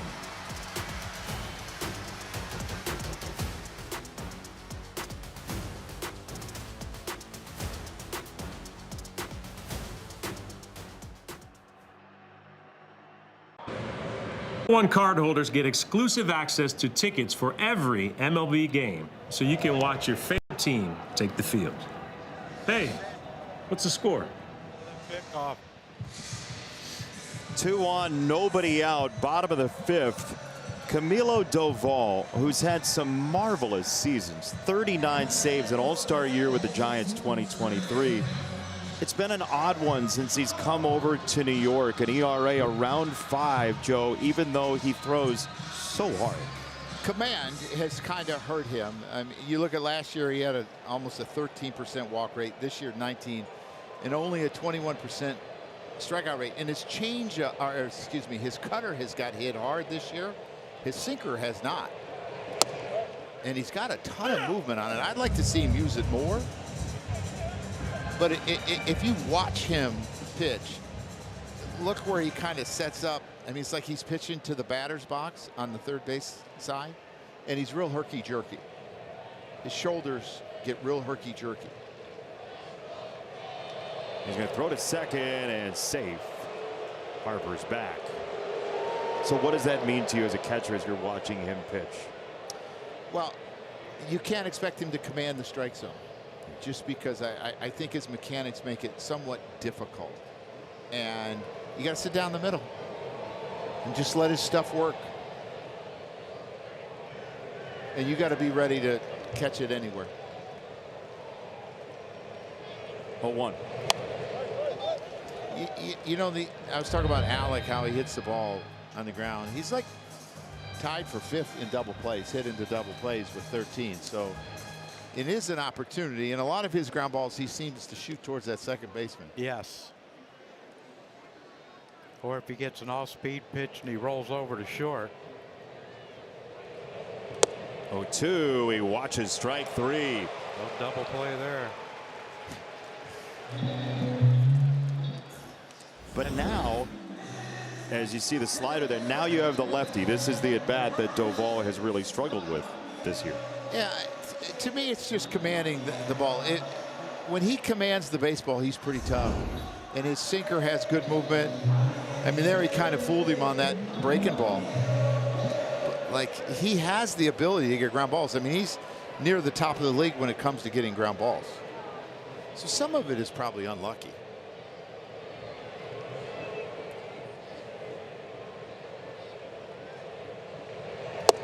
First one, a cutter for a strike at 99. You know, Jason, one of the things that I was learning about you is if I had to read your scorecard, no chance. I mean, what is that? Hieroglyphics? Yeah. Multicolored? Yes. What? I mean, can you tell what any of this is? Yeah, I got you. It's 2 strikes on Stott. He's 2 for 2. Home run, RBI single. No, I was talking to John Kruk if he can see it. Like, Oh, mine has, you know, very clear. Yours, no one can ever copy your work. that's how I learned it in school. All those different colors are quite mesmerizing. It's like your ties. 0-2, runners go, swing and a miss, throw down to third on Harper. Save, double steal for the Phillies. They do lose an out on the strikeout for Stott, and it's up to Real Muto with 2 out in the 5th. And that's one of his other bugaboos. He cannot hold runners on. And this is just a good slider down. I mean, it goes straight down. Joey, how did you like it with 2 strikes? Runner on second running. Well, depending on the guy, in that situation, I really like that they went there. 3-run game with the opportunity to tack 2 more on. I think it makes perfect sense, and this is the type of guy you run on. So if it's the right guy, I know with 2 strikes it can be a bit annoying, but in the right situation, you just got to let it be. It's for the team. Did you not like it? I did not. No, I had a hitter that used to get mad. Guys jumping around, stealing as a manager when you ran 2 strikes. He was like, just let me hit. Joe, the jumping around is a completely different story. All that jumping around at second base is a total distraction. But if you're stealing, and I like that one right there. Chopper to third, found Joe, that hitter that got mad. What does his name rhyme with? I don't know. No, I'm just, I don't think there's a word it rhymes with. nice. 1-1 to Real Muto. Yeah, I believe I've said that word to a few guys on second. Big at bat here. 2 out after back-to-back Doval strikeouts and quick strikeouts of Bowman Stott. JT's had a really good series. He's 4 for 8 in this series. 0 for 2 tonight, but 2 hits first night, 2 hits the second night. Yeah, they need it too. It's been a struggle for JT Real Muto this season. 2-1.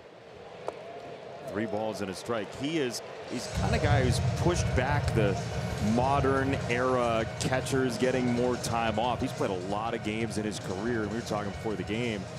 Wrestling background, football background, toughness in sports all the way throughout his family. JT Real Muto.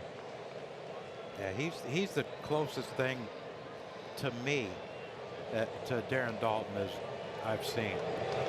That's high praise, John. Yeah. Darren played hurt. Never heard him complain about anything injury-wise. And the thing that to me has helped catchers a lot is catching on one knee. It's not nearly as taxing as it used to be. And it allows them to be more successful as a hitter. I mean, you see what he's done since 2009. He plays every day. Yep. 135 games a year. 3-2. He chased a slider. Doval gets strike 3. And for the second straight inning, the Phillies have 2 on, nobody out, and can't score. Yankees try to climb back into this and put together a sweep.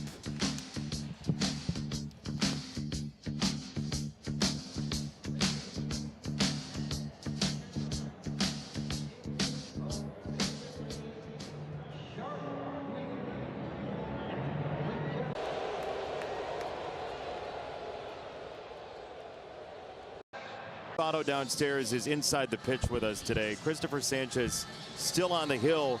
Sanchez a lefty, but Joey, you mentioned maybe a little Roy Halladay in there. No, I'm thinking more Cliffley, and I only brought up Roy Halladay because he was dominant for that, 50-ish stretch of innings with the no runs. Roy Halladay is a very short time with the Philadelphia Phillies, but a clear icon on the pitching side of things with the perfect game, with the playoff no-hitter. And Sanchez has done something extra special this year with the 50 inning run. So that's the reason why I brought that up. I actually think he's a bit more like Cliff Lee in terms of style. Cliff was an excellent Phillies pitcher during that same Roy Halladay generation. Where do you see the Cliff Lee comparison most, Joey? Just physically, you know, Sanchez with the uniform on, as that tall, sort of lanky look, the crossover, the attack the zone, the I don't care if you beat me. Like, he's given up plenty of hits tonight, lots of soft contact, but he's not going to stop attacking the zone. And that mentality, Cliff Lee had that mentality. Roy Halladay had, excuse me, and Christopher Sanchez, Zach Wheeler. It's a cultural thing here in Philadelphia.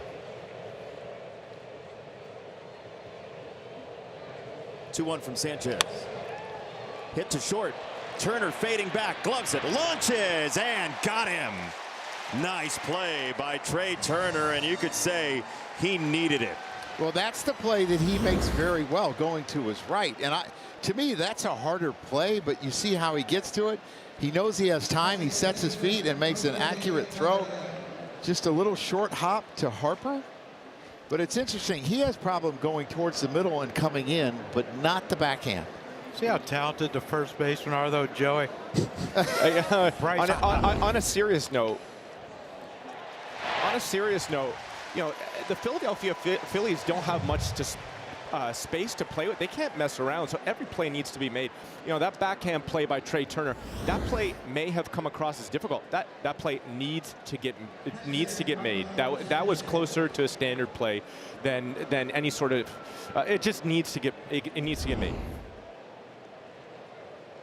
And, you know, for a guy, though, who had 4 misplays on Monday, you could say everything piles up. You even saw his reaction on that liner off the bat of Caballero. Gave it like sort of a Ric Flair woo. He might have had a little knuckle in it. Yeah, that ball was hit pretty hard. That's a base hit for Sanchez from the 9 spot. And Paul Goldschmidt is next. So one of the greatest advices I got from an ex-manager was the hitters will tell you when a pitcher's done. They've hit 3 rockets in a row. Yeah. Right? He's not fooling them nearly as much as he was. I think Donnie's trying to get 6 out of him so he can piece this together. They're starting to square balls up here. It's pitch 99. Strike call to Goldschmidt. But again, you said it, Joe. It is a short bullpen right now as Seth Johnson is up. Kerkering hasn't been feeling well, and he might not be available tonight. It's mix and match for Donnie baseball for the rest of this one. If it gets to it, I think he lets him face Ben Rice, but that's the end of it. I would agree with you. Joey Votto downstairs, John Kruk, Joe Girardi, Jason Benetti here in Philadelphia. Sanchez goes over pitch 100 right now with strike 3 to end the 6th. A 10-pitch inning at the time he required it most. The All-Star starter in the National League, Christopher Sanchez, walks off with a strikeout and a Philadelphia lead.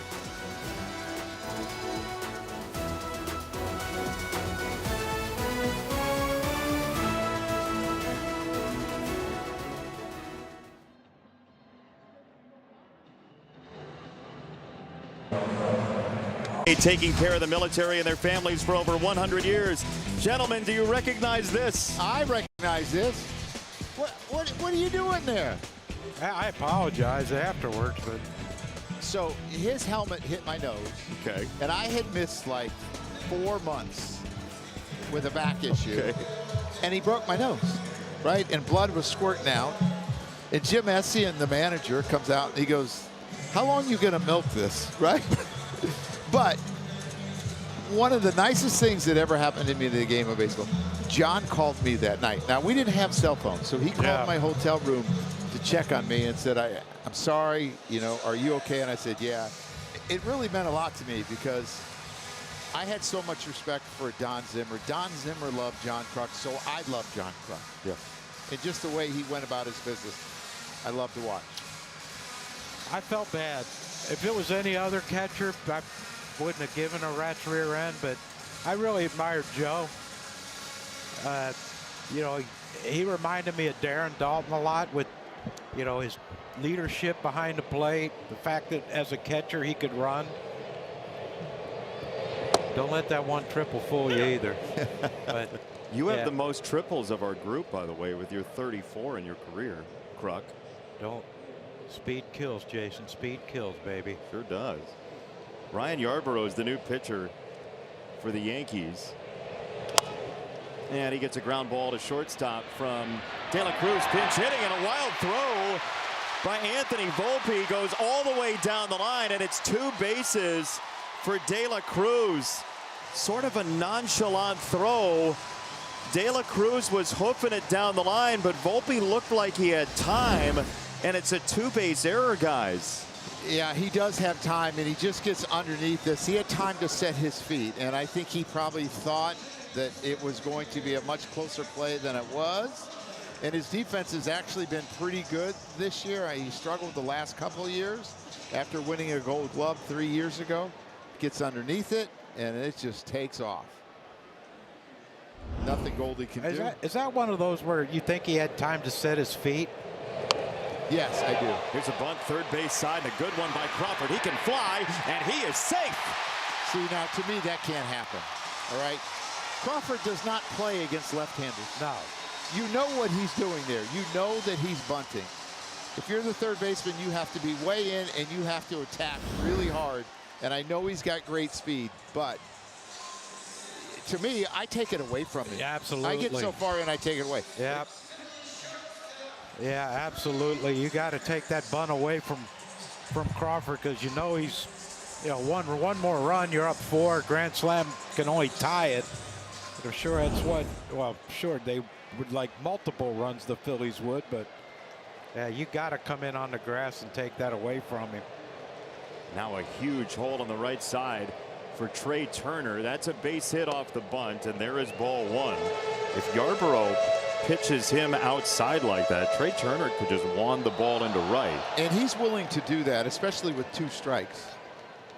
He's got the infield in. Any hard ground ball, if it's not at him, is probably through the infield. Looping liner into left on a broken bat, base hit. Turner makes it 7-3 on a Philly counterattack. Yeah, probably a really frustrating inning for Ryan Yarbrough, because this is what he does. He really induces soft contact, but the soft contact is turned into a couple of hits and an error. Yeah. Yeah. I don't care how much you're struggling. You give extra outs, especially when it's turning over to the top of the order. You're asking for runs to be scored. We know home runs are currency in Major League Baseball, especially in the regular season. Teams hunt home runs. Yeah. But we're seeing tonight, guys, the psychology and also the pitch volume tax, the amount of innings it can cost you from a starter or reliever or both when your defense donates outs. What did you call that? A pitch? What kind of tax? Pitch volume tax? Yeah, I like that. It's like the capital gains tax. Yeah. Thank God we have accountants. Spin throw to second, and a leaping Volpe rescues the throw from Yarbrough. I would be absolutely shocked if Crawford takes off for third with no outs and Schwarber and Harper coming up. I'm not a huge fan in this situation running, and I don't care how big of a jump. It's such an easy throw with the catcher because there's no one standing in front of you. You get rid of it quick. Joey, for a left-handed batter in the box there, what does that breaking ball from Yarbrough, that one there, look like? Well, from Yarbrough, the ball starts behind you or it starts at you. And if it happens to start at you, it's typically in the middle of the plate. If it starts behind you, it's more inner third or going to hit you. So, you know, Schwarber sees as many left-handed sliders as anyone. It's something he's used to. You know, when they say keep your front shoulder closed, that's what we mean by that. The ball's coming towards you, looks like it's going to hit you, but we're going to stand there long enough to be able to get a typical swing off. That was a great look from Umpcam. That one that was middle away started right around his front shoulder. Here's another look at a breaking ball. 2-2. I got to tell you, I love today's game with all this soft contact, all these line drives, lots of balls in play. It feels like your generation, Joe, your generation, John. Correct me if I'm wrong. Contact was, you had pride with contact. Yeah. It was a much different game. Got embarrassed if you struck out. You felt embarrassed. Oh boy. There go the runners, and it's a fly ball down the left field line, foul. That was a great jump for Crawford. Yeah, a great jump, but you run into the situation. It could be a triple play too. Well, and what you have is you have a righty in the bullpen for the Yankees. So if he steals and Schwarber's out, you know, you're taking the bat out of Bryce's hands too. I wonder if that threw off Kyle's swing a little bit there, because that was a good fastball to hit. If it was a bit of a distraction. We get another 2-2. Little knuckler into center field. That's a base hit. Look at that thing. Weird bounce out to center. That like highlight took it out of the cup and flung it into center. Well, you talk about some bad luck. I mean, this is 4 balls in a row that have been really soft. I'm going to guess there's not a ball hit above 85 in this inning. That is such good hitting there, guys, to be in a two-strike situation after missing the fastball and to stay on it. Kyle must have evolved over the course of his career, because of course he's added the homer, but to be able to line a ball through the middle like that against a left-hander, a tough left-hander in that situation is impressive. 78 and change off the bat for Schwarber, who will take that single. And there is ball 1 to Bryce Harper. So just hand it off to Harper. And this is a situation where if I'm Bryce Harper, I'm highly tempted to sit slider. It's almost like a free at bat, where if I get that middle slider, we practice it off the machine. We've seen it off of tons of left-handers. Kyle got a bunch of them. You know what? I'm going to take a shot here, because sometimes when you sit on a slider, it ends up being more or less like you're hitting off of a tee. He might get one right here. On 2-0 with the infield in. Oh, he went fastball and he missed. Now it's 3-0. Joey. Green light, what do you got? I'd love if Bryce is on the go here. And back to fastball. This is an 88-mile-an-hour sinker. You know, he's already gotten a good look at it. All you got to do is center the ball in the middle of the plate and get your best swing off. This is free money, house money time. And Bryce does have the green light whenever he wants at 3-0. That was far enough to the corner. He's not going to swing at that one. 3-1. I worry he's going to go back to a slider now. He may have missed his fastball opportunity. The only thing about that fastball, that was paint away. Down away, tough one to do damage with. 3-1. Oh, wow, a sinker nearly middle. 3-2. So if you're Bryce in this spot, you're thinking to yourself, what minor adjustments do I need to make sure the ball goes in play? With nobody out, full count, bases loaded, it has to be a ball in play. And Bryce has the skill to hit a fly ball, but he's looking for more here. 3-2 for Harper. Bases loaded. Infield in. It's a high fly ball to left field. Schumann on the run toward the line. Just foul. If I'm Ryan Yarbrough and that falls, I walk off. I'm John Crockett. That ball's fair. I'm John Crockett. Oof. That might have been the hardest ball hit this inning. Good Lord. Well, the hardest ball hit might have been the bunt by Crawford. It had some good exit velo. Trey Turner's was 76.6. Schwarber 78. Crawford 31.5. A school zone. De La Cruz 74.2. Rotten luck for Yarbrough. 3-2 again for Harper. And he takes strike 3. Bottom of the zone. 1 gone. What a pitch by Yarbrough. Yeah, and Bryce will tell you that those missed fastballs led to that take strike 3. He knows he cannot miss those earlier fastballs, and then when Yarbrough executes in that spot, it's just the tough one to hit there. Joey, do you think he was sitting like breaking ball? I think that Yarbrough has a bit of run on his ball, so maybe it appeared as if the ball was going to be off the plate, and it ended up sneaking back kind of on the backdoor part. But it all comes back to the fastball timing, missing the earlier ones, taking the 3-0-1. You know, your confidence continues to bump up against the fastball, which bleeds into hitting the breaking ball. And if you can't handle the fastball from the get-go, it's like hitting fundamentals 101. If you can't handle that fastball, then your confidence just dips. And it looks like on that one he was, I don't know, in between, or he just misread it. You could tell reading the swings of Harper as Sanchez and Yarbrough were. They kept going back to that fastball, believing they were going to win the at-bat with the fastball. And this is interesting, too, by Aaron Boone and the Yankees playing double play depth with Marsh. First one to him is a breaking ball low. And if he hits one at 60 miles an hour up the middle, they ain't going to turn two. Well, the average has been about 75. Oh, he might have to barrel one up. Yeah. 1-0 for Marsh, the first time All-Star this year. And he clips a sinker. 1 ball, 1 strike. And credit to Yarbrough here.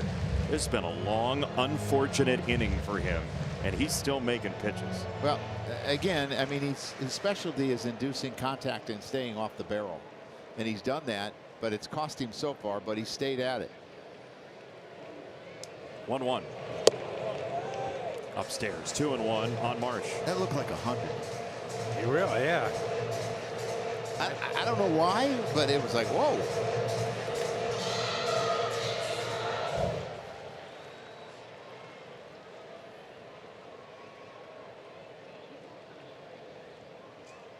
Two-1. Foul right side. Brandon Marsh. 2-2. Bases loaded. You know, earlier in the year he opened what, 090, 095, and he said, I don't think I've ever been 090 in my life since I picked up a bat. He ends up going to the All-Star game. Has been a huge part of the turnaround for this Philadelphia team. Yeah, it was bad. Enormous spot here. 2-2. Joey, there's that breaking ball that starts at you and ends up on the inside corner. I love that swing there. Kind of the inverse of the Ballman bat earlier. He doesn't look quite as comfortable as on the slider, but he looks good on the fastball. So I love that he fouled that pitch off. Bodes well for the rest of the at-bat. 2-2 again from Yarbrough. Swing and a miss. Strike 3. Back to the breaking ball. Yarbrough punches out Marsh. And the Phillies have struggled to capitalize on opportunities the last 3 innings. Well, that's a really good breaking ball. The last one, he left it inside, and he had that little emergency hack that Joey talked about him fouling off. Well, that one was away from him a little bit, and he wasn't able to come through.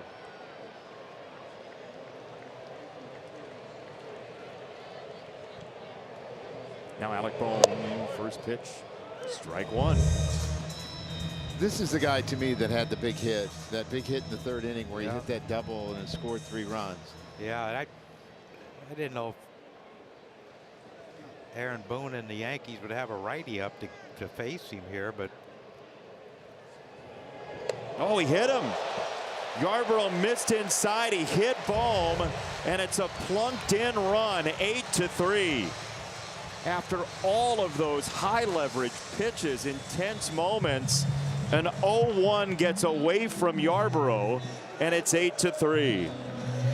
Yeah, that's really unfortunate because he had really fought back to get back into this inning. And he just doesn't want him leaning out over the plate, and he ends up hitting him in his tricep, his 4th RBI of the night. Joe, can I ask why, and I'm as curious as can be, why did he face him there in that spot? Well, I mean, you're not going to bring in Bednar. You're not going to bring in Blackburn. They may not be available tonight. You had Shavihi and Cruz is probably your closer, him or Hendricks. So I just think that because of their bullpen work the last couple of days, they didn't really have anyone to bring in. And it hurt somewhat that Duvall only finished the inning, even though he got 3 outs. He's not a guy that's good about getting back up and down. You're going to Chicago to face two strong teams this year, the Cubs and the White Sox. You're going to need your bullpen. And I believe that they have 10 more games in a row after this, so you can't fry your bullpen in this game. Max Fried is going tomorrow. He'll probably be on somewhat of a pitch limit. That ball smashed to right field and down inside the line into the corner. Bryson Stott, a pivotal swing, and the Phillies have double figures tonight. His third hit, and each of them has driven in at least a run. Yeah, again, though, pretty good pitch by Yarbrough. That ball's hit off the end of the bat by Bryson Stott, and he dumps it in down that right field line. Of course, 2 outs. Running on contact, everybody scores easily. To your point, Joe, it must have been a bigger picture sort of thing, because a 4-run game, you absolutely still feel like you're in it. Yeah, but I think with what they have going on tomorrow, they have Garrett Cole on Tuesday, so that's where it kind of gets to where there is no pitch limitation. It's just the use that they've had to do. They've been in so many close games. Yeah. And that's what happens when you don't score at the clip that they want to score, is you end up having to use your quote-unquote A bullpen all the time. Their next off day, as you said, Joe, is August 10th. That's so far away, I don't even know when it is. I should say, I'm sorry, August 6th. The 10th, they have the off day the 10th, and then the 6th before that Atlanta series. They have 2 and 4 days there, but still, I mean, you're talking a week and a half. Fly ball left center field, and playable for Schumann. But 9 batters in the inning, an error in there as well. Bryson stopped the big swing. Phillies big.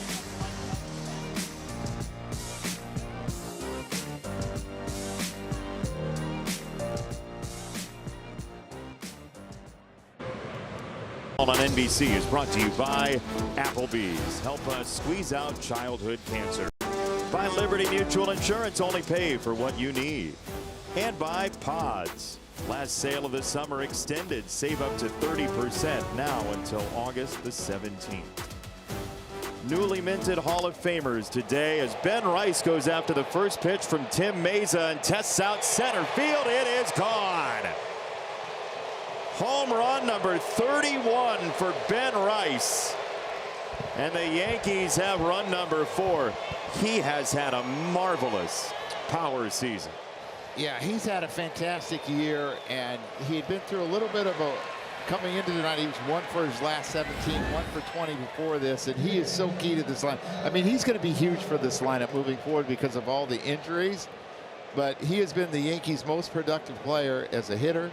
31 home runs, 73 RBIs, just a fantastic season. He hits the ball hard, John. Yeah, I love his swing. I love his whole approach. But again, here, I know it's only 1 run. It's 11-4 now, but it's Phillies bullpen. Going to be an interesting trade deadline for Dave Dombrowski, Preston Mattingly. What do you go after? A starter, bullpen? Well, look, they're competing interests there, right? They haven't won a game from their 5th starter spot since May the 18th. Yeah. As you see Rice off of Meza here. But you don't really need a 5th starter in the playoffs. No, I know. They need a bullpen. Yes, you do, because it's harder for starters to go long in these games when you're facing better hitters that have a better approach all the time. And you face teams like the Dodgers, Milwaukee. Milwaukee they're a contact team. They're going to make you work. They're a fun team to watch too, Joe. The Brewers. Yes, ton of speed, great defense. And there is strike 3 on Rosario, 1 away. Just to cap the trade deadline conversation, they went for it last year.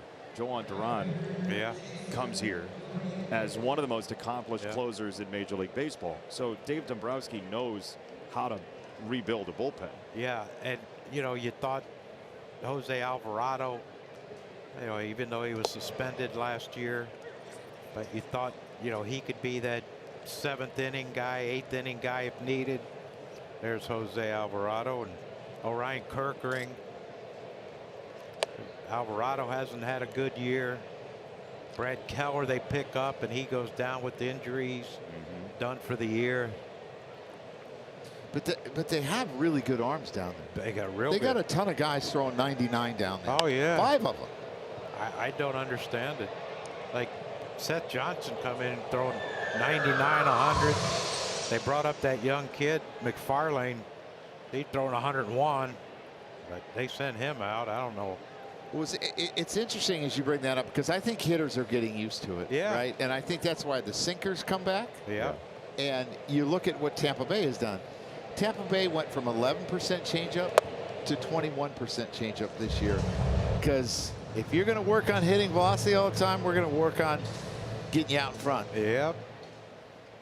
It's why what Sanchez has done in a world that basically to clear the big leagues, as that gets inside on Dominguez, you have to have like 3 fastballs now. You have to have like sinker, cutter, 4-seam fastball. Then you have Christopher Sanchez dealing with 1 fastball. Yeah, and I think part of that is the guys are trying to throw so hard, they don't worry about command, and that's why you need 3 different fastballs. Yeah. Nobody cares how hard you throw ball 4. You know, like I look at a guy like Zach Wheeler, his command is impeccable, and he's got 3 different fastballs. Yeah. And that's why he's so good. It still comes down to command and deception to me. Yeah. Yeah, I'd rather see a guy throwing 100 and you can pick it up early than a guy throwing 92 but hides it well. Joey Votto, as you walked out of the game in 23 and now, what did you think of velocity and where it is at this point? Well, to Joe's point, you just get used to it. And I think this upcoming generation, especially with the ABS, is going to be interesting to see how all the pitchers are going to recreate themselves, adapt, and because velocity has become basically neutralized by the modern hitter, we're going to see a completely different version of pitching here in the next bit. What do you think's next? Christopher Sanchez.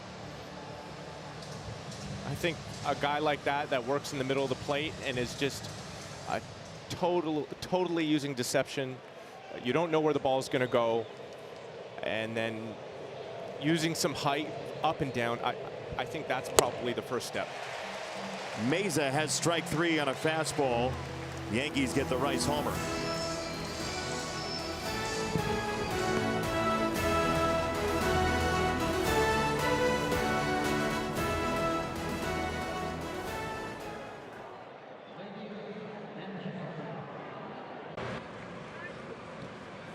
Sunday night baseball. Wilson Contreras and the Red Sox head to Los Angeles to take on Shohei Ohtani and the Dodgers. It's the Mookie Betts Bowl, only on NBC and Peacock.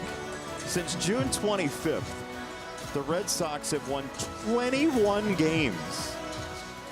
21 games, 3 more than anybody else in all of Major League Baseball, and now they're the 5 seed in the American League. Yeah, they were talking about trading everyone. Everybody. Ranger, or I don't know if you know this, but his name now is Ron Hare. He got the boss. He flew up north and it changed. No time change, just the name change. No, same time zone.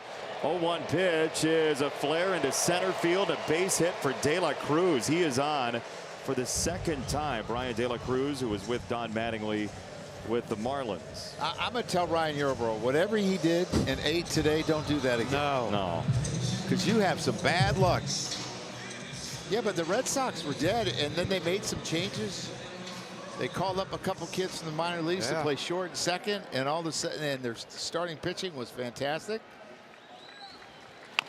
I'm not saying this only because you're here and you had the situation in Philadelphia, but like sometimes a team was either destined to play better or not. The managerial change isn't always the thing.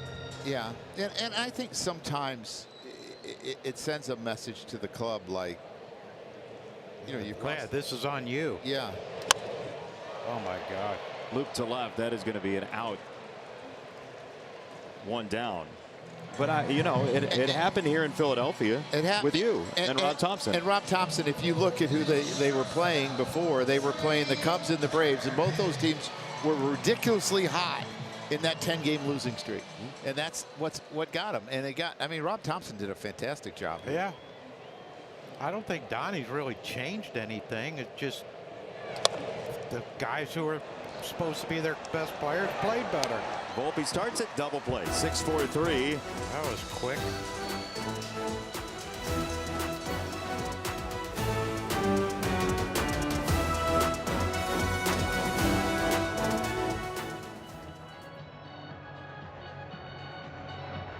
Believe this, but Thursday night, August the 6th, it's already football season. The Panthers and the Cardinals in the Hall of Fame game from Canton, Ohio.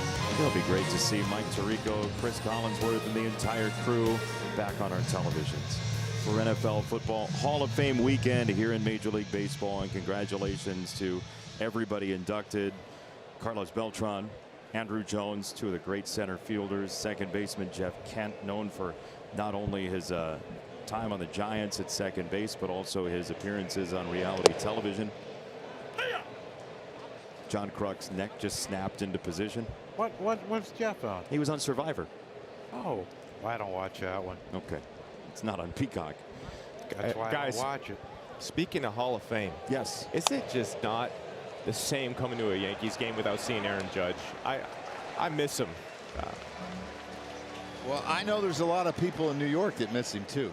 And this lineup misses him, and his leadership, everything. And he's supposed to have an X-ray. We're going to see Spencer Jones, the young man that just got called up. I'm not sure when it's going to be, but it hadn't quite healed enough for them to feel comfortable having him start baseball activities.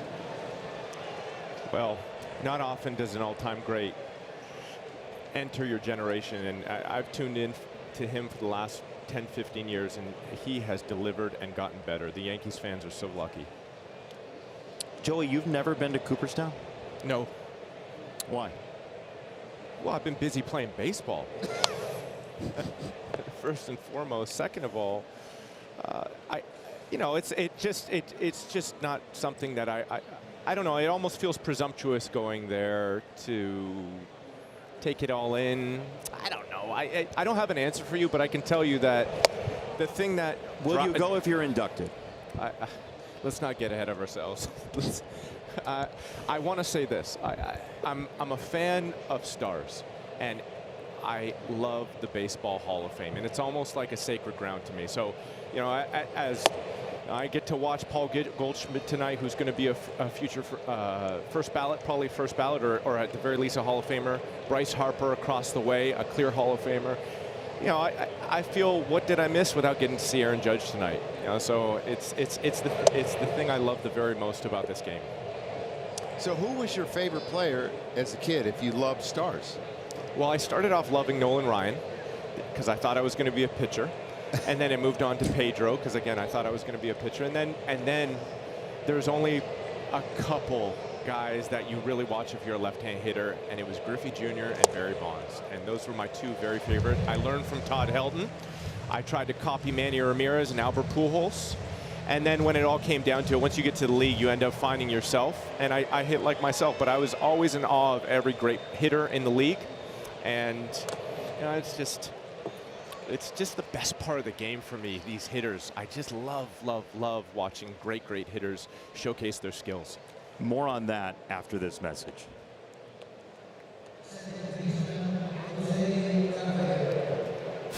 At Ace, no matter how you grill, we've got the perfect one for you. Because only your local Ace has all the best brands in one place, like Weber, Big Green Egg, Traeger, and Blackstone.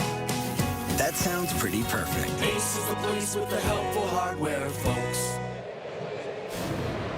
Joey Votto downstairs, John Kruk, Joe Girardi, decades upon decades of great baseball experience, managerial experience, World Series winner as a manager. Joe Girardi as well, 4-time World Series champion overall. John Kruk, a 3-time All-Star, one of the best Philadelphia Phillies and brightest personalities. And Joey Votto, a former MVP downstairs. What a pleasure to share baseball with you gentlemen. We heard about Joey's heroes growing up. Who were your heroes, you two? Well, I love Mickey Mantle, Roger Maris, left-handed hitters. Well, of course, Mickey was a switch hitter, but you know, my early years we were in North Jersey, so we were Yankees fans, and those were.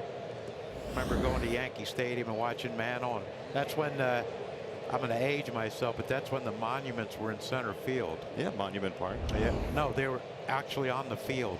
Oh, on the field. Yeah, I it see. was like 440 feet, but yeah, that's how I grew up watching those guys hit. Well, for me, it was Ron Santo and Jose Cardinal. For different reasons. My father used to take us to 4 or 5 games a year. Ron Santo, he had the pizza in the stands, and I loved his pizza. And Jose Cardinal, we thought looked like my Aunt Connie. They had Oh my gosh. Had an afro, very dark complected, my Aunt Connie, Southern Italian. I thought they looked alike, but I was only 5 years old, and those were my 2 favorite. And I got to be around him a ton. Ron Santo being with the Cubs, he used to throw BP to me in the winter. Jose Cardinal was my coach with the Yankees. Loved them both. I think that's the biggest thing about playing. It's like going to Chicago and you see Ernie Banks and Billy Williams hanging out. You know, you go to St. Louis and you saw Stan Musial and Red Schoendienst and guys like that. And like it just that was the thing I take away from baseball, was seeing all these unbelievable Hall of Fame players. And you know, then you come here to Philly, and of course Schmitty was around a lot, and Lefty was around quite a bit. Steve Carlton. Yeah. We see the shots of the crowd, and there are so many people in late July who are taking that one road trip as a family. They're taking that one car trip to a couple different ballparks and just want to check some off the list. And for a lot of people, this is the one game that they'll come to in a year. But all it takes, from what all of you are describing, is to show up at one game and see something that makes you go, wow. You're hooked. You're hooked. Yeah, you're hooked. I want to go watch a game in Wrigley, in the bleachers. I'm sure you're welcome. The game there. What? Tell them the Phillies to broadcast the game from the bleachers. They won't let us out there. They'll kill us. Not you, John. Oh, okay. I don't know about Tom. Tom's a lovable guy. Tom is lovable. He really is. But Tom McCarthy got you your first tie tonight, John. he did. 70s. Which box did he pull that out of? His house? Hey, no, he did an NFL. I'll show you the tie because we're coming up. Look how fat it is. Well, I mean, look who's putting it on. But no, they had a throwback game last year before, when he was doing football. Okay. So he got on Amazon and ordered 70s fat ties, and I told him, I said, man, I ain't got a tie to go with the blue suit. So he said, I'll bring you some. This was the one we picked out. It's perfect. I mean, it is fat. Perfect. It's beautiful. And it is a fat tie. This is the other thing that's really impressive to me, because I don't picture you ever dressing up. No. You got your initial on your shirt. That was wow. That was when I worked when I had to wear a suit at another network, Joe. Oh, was that somewhere else? Yeah. Yeah, trust me. These things are these suits are darn near dry rotted. These suits are made for walking. Strike 3, inning over. Phillies are up big.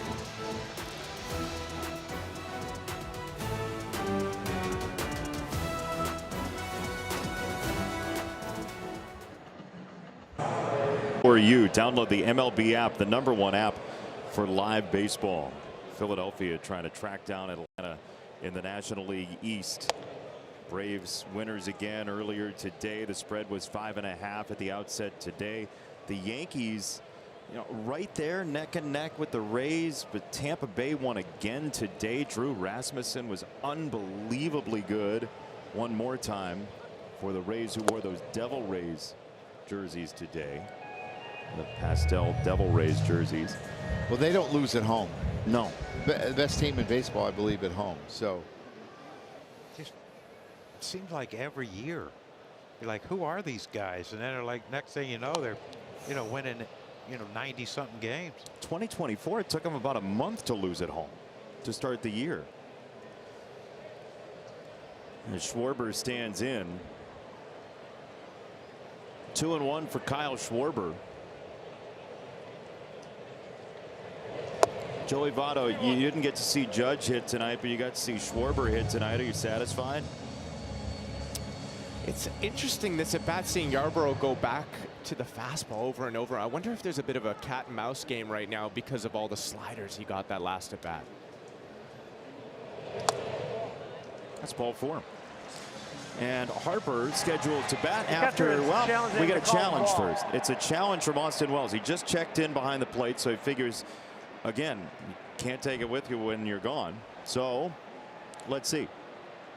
It's ball 4. Here's the ball. New York has 1 remaining. And now this word.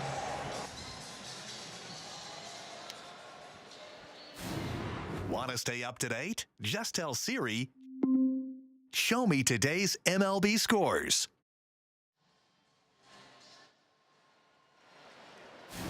Bryce Harper will bat with Schwarber over at first. Harper's been on twice. Marsh has been on twice. Bohm's been on twice. Stott's been on 3 times. As there's strike 1 to Bryce Harper.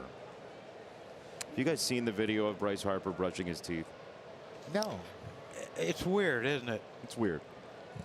I love Bryce. I think the world of him as a player and a person. Had him in AAA. He's a great dude. But it's weird. Joe, he puts the toothpaste in his mouth. Here. Just watch this. You say what you think. Joey, what's your takeaway here? No, guys, I'm locked in on it as a bat. I'm sorry, I'm not going to look at the toothpaste. I am locked in. I love it. So you don't like what he does with the toothpaste? No, he just swung through the fastball after that last at bat.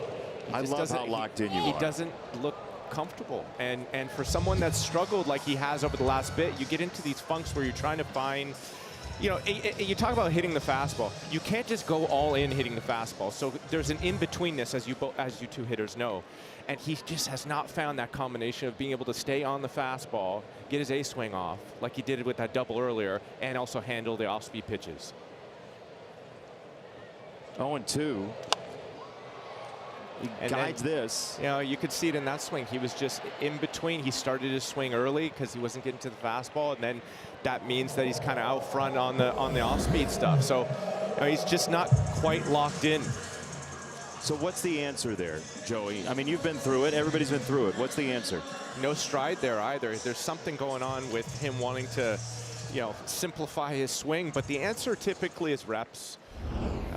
You get older in this game, and you have to make the micro adjustments, and the game comes over and over and over each and every day, and you get older every day, and you get slower every day. And I'm not saying that's what's happening with Bryce, because he still looks fast as heck, quick as heck, but these are just the micro adjustments he's had to make over the course of his career. And if you look at the version of him at the very beginning of his career, it looks completely different than the current version in terms of stride, kick, whip. And that's how you win 2 most valuable players. That's how you push against people saying you're not elite. That's the name of the game in this game. John, you've seen him for years. Yeah, he does do that against lefties with 2 strikes. Every once in a while he'll spread out, no stride. He's hit some long ones too that way, but this year what I've noticed him do it, he kind of like leans a little bit, and the pitch outside he can't get to, just like there. He hit it off the end of the bat and hit a little fly ball to center field, but that's ball 4. That's a quick walk. Bohm coming up. Stott to follow. Our TikTok play of the game presented by the fine folks at TikTok. And it's a big swing from Bryson Stott to unload the bases to bring home 3 in the 6th during a Yankee comeback. Yeah, he's had a great night, as you talked about. He's got 3 hits tonight. He's got 5 RBIs. He's got a homer. He's got a single. He's got a double. Maybe looking for a little triple here, John. Yeah, it happened to you earlier this year. Volpe gets it to second, and the turn is there. It's a double play. 6 and 4 and 3. That's the third double play the Phillies have grounded into tonight.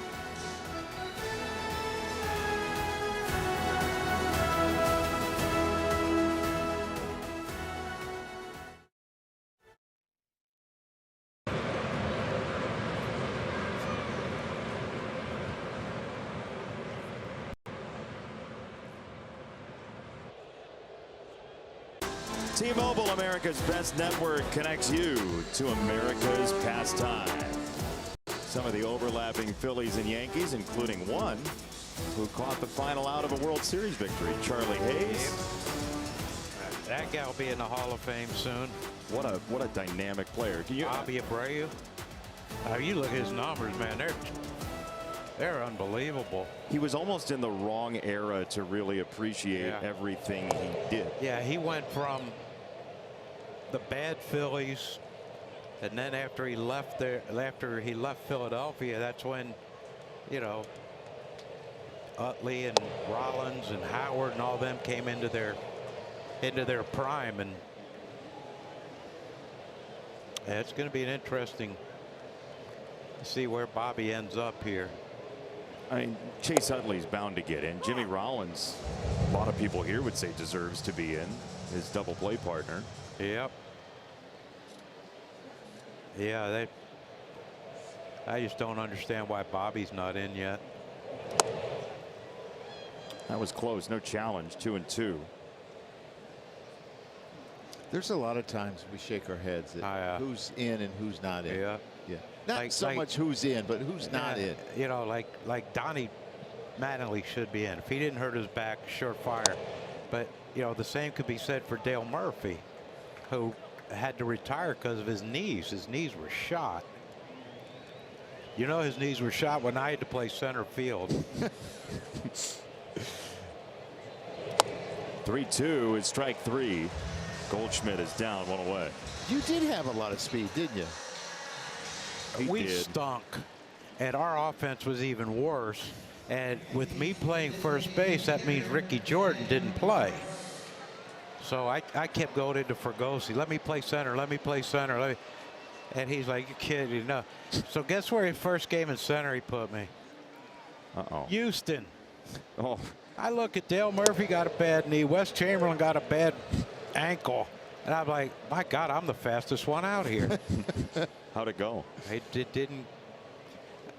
Well, if we had a lead, I only stayed out there for like 4 innings, 5 innings, and then I'd move in to play first base. Put one of the guys that could run and couldn't hit in center. And we had a few options there. Of guys who couldn't run. Or they could run but couldn't hit. Yeah. But, yeah, it was, two series. Houston and then St. Louis. They're pretty spacious places. Joey Votto, do you ever lobby to play the outfield? I came up as a left fielder. Well, maybe not came up as a left fielder, but I played some left field when I first got called up to Cincinnati. And I remember vividly a ground ball down the left field line, me going to the corner, the ball zipping past me, 3 bases, bases empty, going back to the dugout, and Chicago Cubs legend David Ross slamming his helmet on the bench saying, "What the heck is going on?" And I just thought, oh, let me play first base, please. So what you're saying, Joey, is the best part about our outfield defense was we were good first basemen? Yeah, they got me over there as quickly as they possibly could. Fly ball left field. That is Marsh, and it's over his head. Ben Rice has another extra base hit. He'll tack on a double to his home run from the 7th. And I think that's one of the big changes in Ben Rice since 24. When he came up, he went to left center a lot. Yankee Stadium, that's not a good place to go. And he didn't have enough power to really hit it out or over their head. Well, that has changed. He put on a bunch of muscle before the 2025 season, and that's the difference in Ben Rice. He's just hitting it further with more authority, and defenders aren't getting to it, or it's going in the seats. You know, I was asked before the game whether or not the Yankees need more offense, and after watching Ben tonight, I love him and Judge back-to-back. I love the idea of those two together. So I think the Yankees are in good hands with Ben Rice. And there's another guy too. I mean, Ben, if Stanton comes back, is going to have to play some third base. But there's another guy that has been huge for the Yankees when he plays, and he's been fantastic in the playoffs, and he's starting to do some baseball activity. After a setback, push the comeback back, certainly, but it's a totally different roster if those two guys are in the lineup. Well, totally different. Yes, and throw Bellinger in there too. Yep. I mean, it's a pretty deep lineup then. After watching tonight's game, the Phillies definitely have some adjustments to make. Bullpen, defensively, certainly offensively. But this Yankees roster is a good roster. Yeah, the Yankees only have to get healthy. The Phillies have to go out and get help. And the Yankees bullpen is even going to get better because some of these starters are going to move to the bullpen. John, how are the Phillies going to get help, though? They got to trade. I mean, the trade deadline is going to be huge because, like, we talked about earlier, it's not a big window left for the Phillies for these, they're veteran players like Harper, Schwarber. Those guys are Turner. They're getting older. But, there's only a limited window left. Dave Dombrowski's done it before in a bunch of different places. The Mark Langston trade in 1989. I like that trade. Miggy and Dontrell Willis from the Marlins. The Max Scherzer, Austin Jackson deal where Austin Jackson came off the field in the middle of the trade deadline season. Chris Sale in the offseason, and then the Joan Duran trade last year, among others. The question is how much is left in the farm system to deal with. Well, that's the issue. I don't know what. I know they have a kid that they're real high on, Gage Wood. Gage Wood, yeah. High velocity, but has a tendency to walk some guys. But there's a shortstop they have. I forget his name. Rincon. I think that they're high on. But these guys are in A and AA.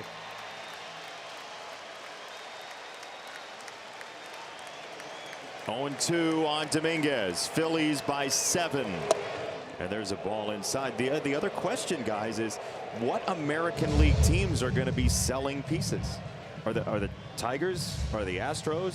Oh, that's your club, are they? I was asking you. I'm asking for a friend.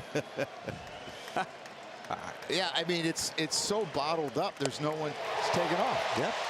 Phillies, after one run Friday, Saturday combined, put up 11 tonight on Sunday night at Citizens Bank Park and take down the Yankees behind Christopher Sanchez, and a big day from the middle of the order. Bryson Stott 3 hits. Alec Boehm drove in 4. And the Phillies put together the offensive night that everybody here was hoping for. Well, you get 9 RBIs from Stott and Boehm, and that's a huge night. You get a good start from Christopher Sanchez, and they got a big enough lead where they didn't have to use their high leverage guys, and that's important as they go play Miami.